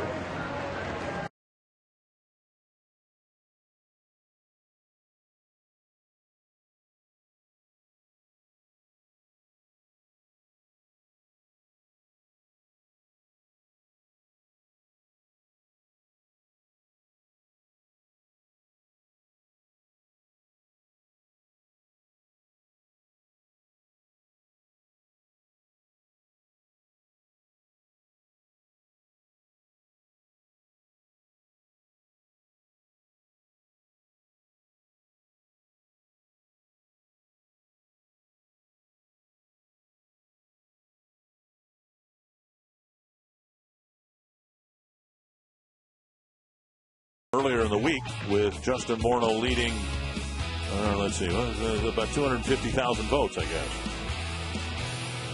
Well, keep voting.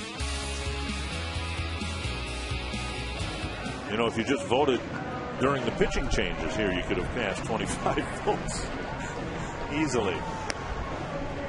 And Dunsing will try to get Crawford and keep this a 1-run game. Again, the Twins have Span, Hudson, and Mauer due to hit in the 10th. Well, the numbers on Dunsing very good, making his 33rd relief appearance. 34 in the 3rd innings for Dunsing. He's allowed only 22 hits, 8 walks, 2 intentional, with 21 strikeouts. And opponents hitting only 182 off of him.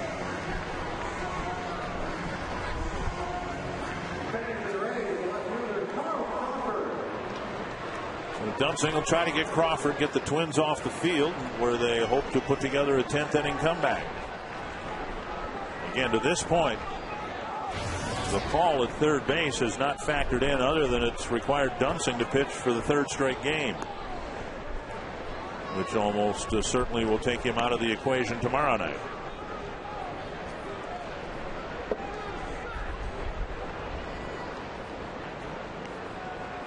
Crawford with 4 singles in his last 4 at bats, a couple of runs scored and an RBI.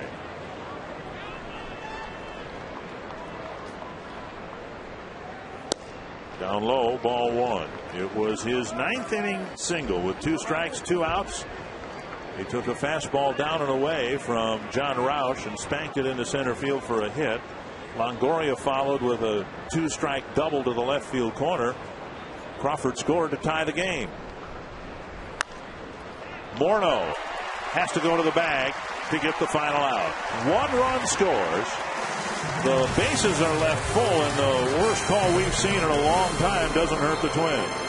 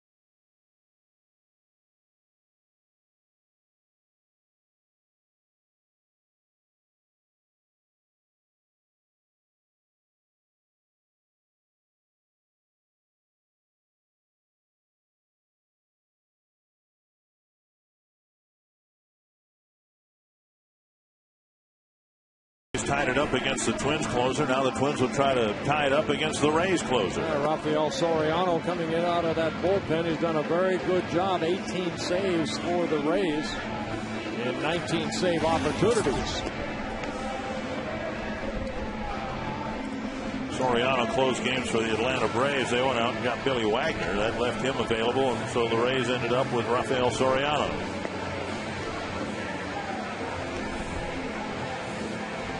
Soriano, hard-throwing right-hander, hard slider, good changeup, and a split finger.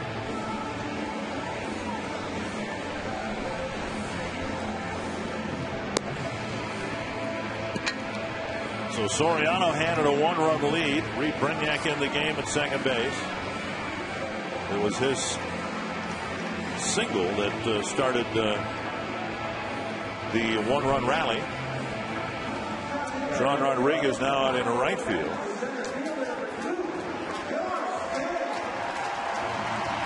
And Denard Span will step in for the first time against Rafael Soriano.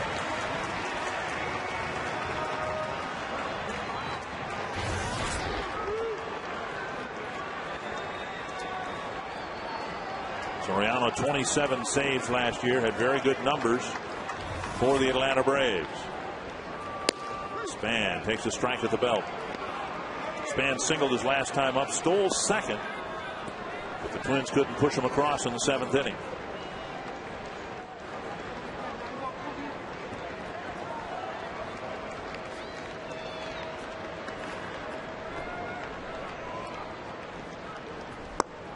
One and one.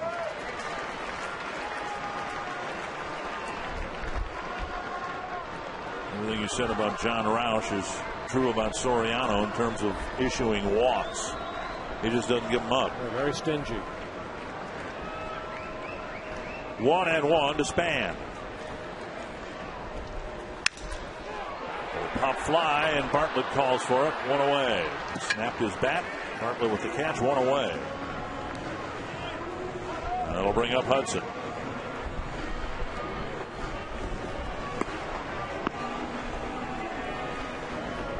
Hudson hitless on the night, struck out a couple of times. He's walked once and stolen a base.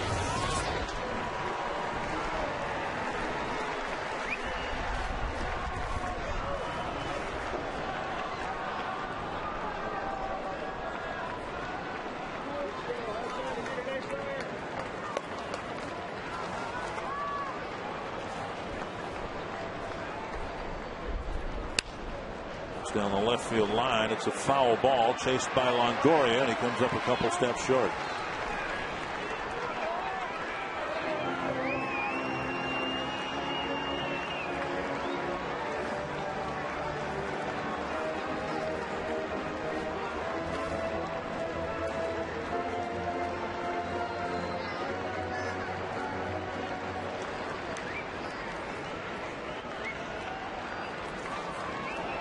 One strike to Orlando Hudson.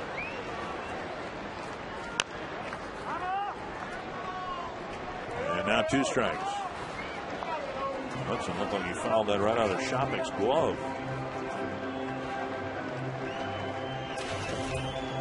Soriano, 30 years old. He came up with the Marlins back in 2002. Excuse me, the Mariners. Then traded over to the Braves, where he spent the last 3 seasons before coming over to Tampa.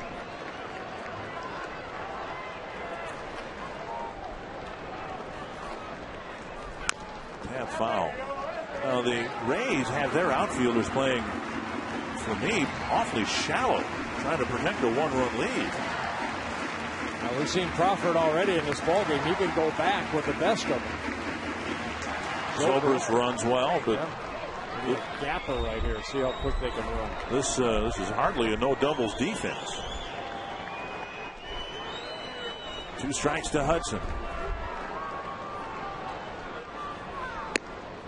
Just up a little bit. 1 and 2. I didn't miss by much.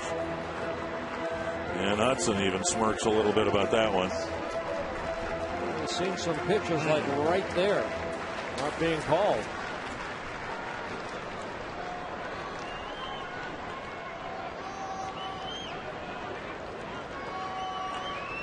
One and 2 to Hudson.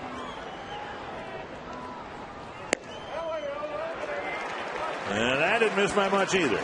And Soriano with a little glare in towards Tim Cheetah. Like a slider right here. Well, I think Pavano was out there, and I think when Neiman was out there, a lot of those calls inside were not called. 2-2 to Hudson.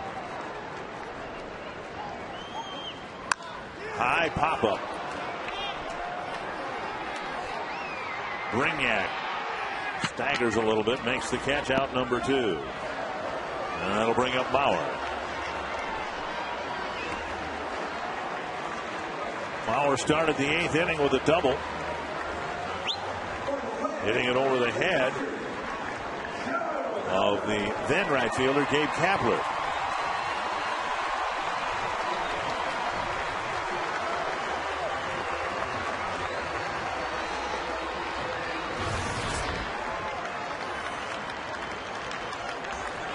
Twins played station-to-station baseball after that. Morneau advanced Mauer to third with a fly ball, and Kubel brought him in with a fly ball. Yeah, now the outfield is playing a little bit deeper with Joe Mauer.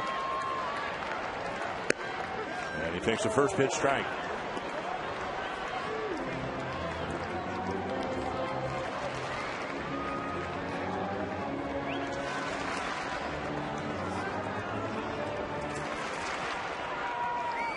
Soriano with that unique setup.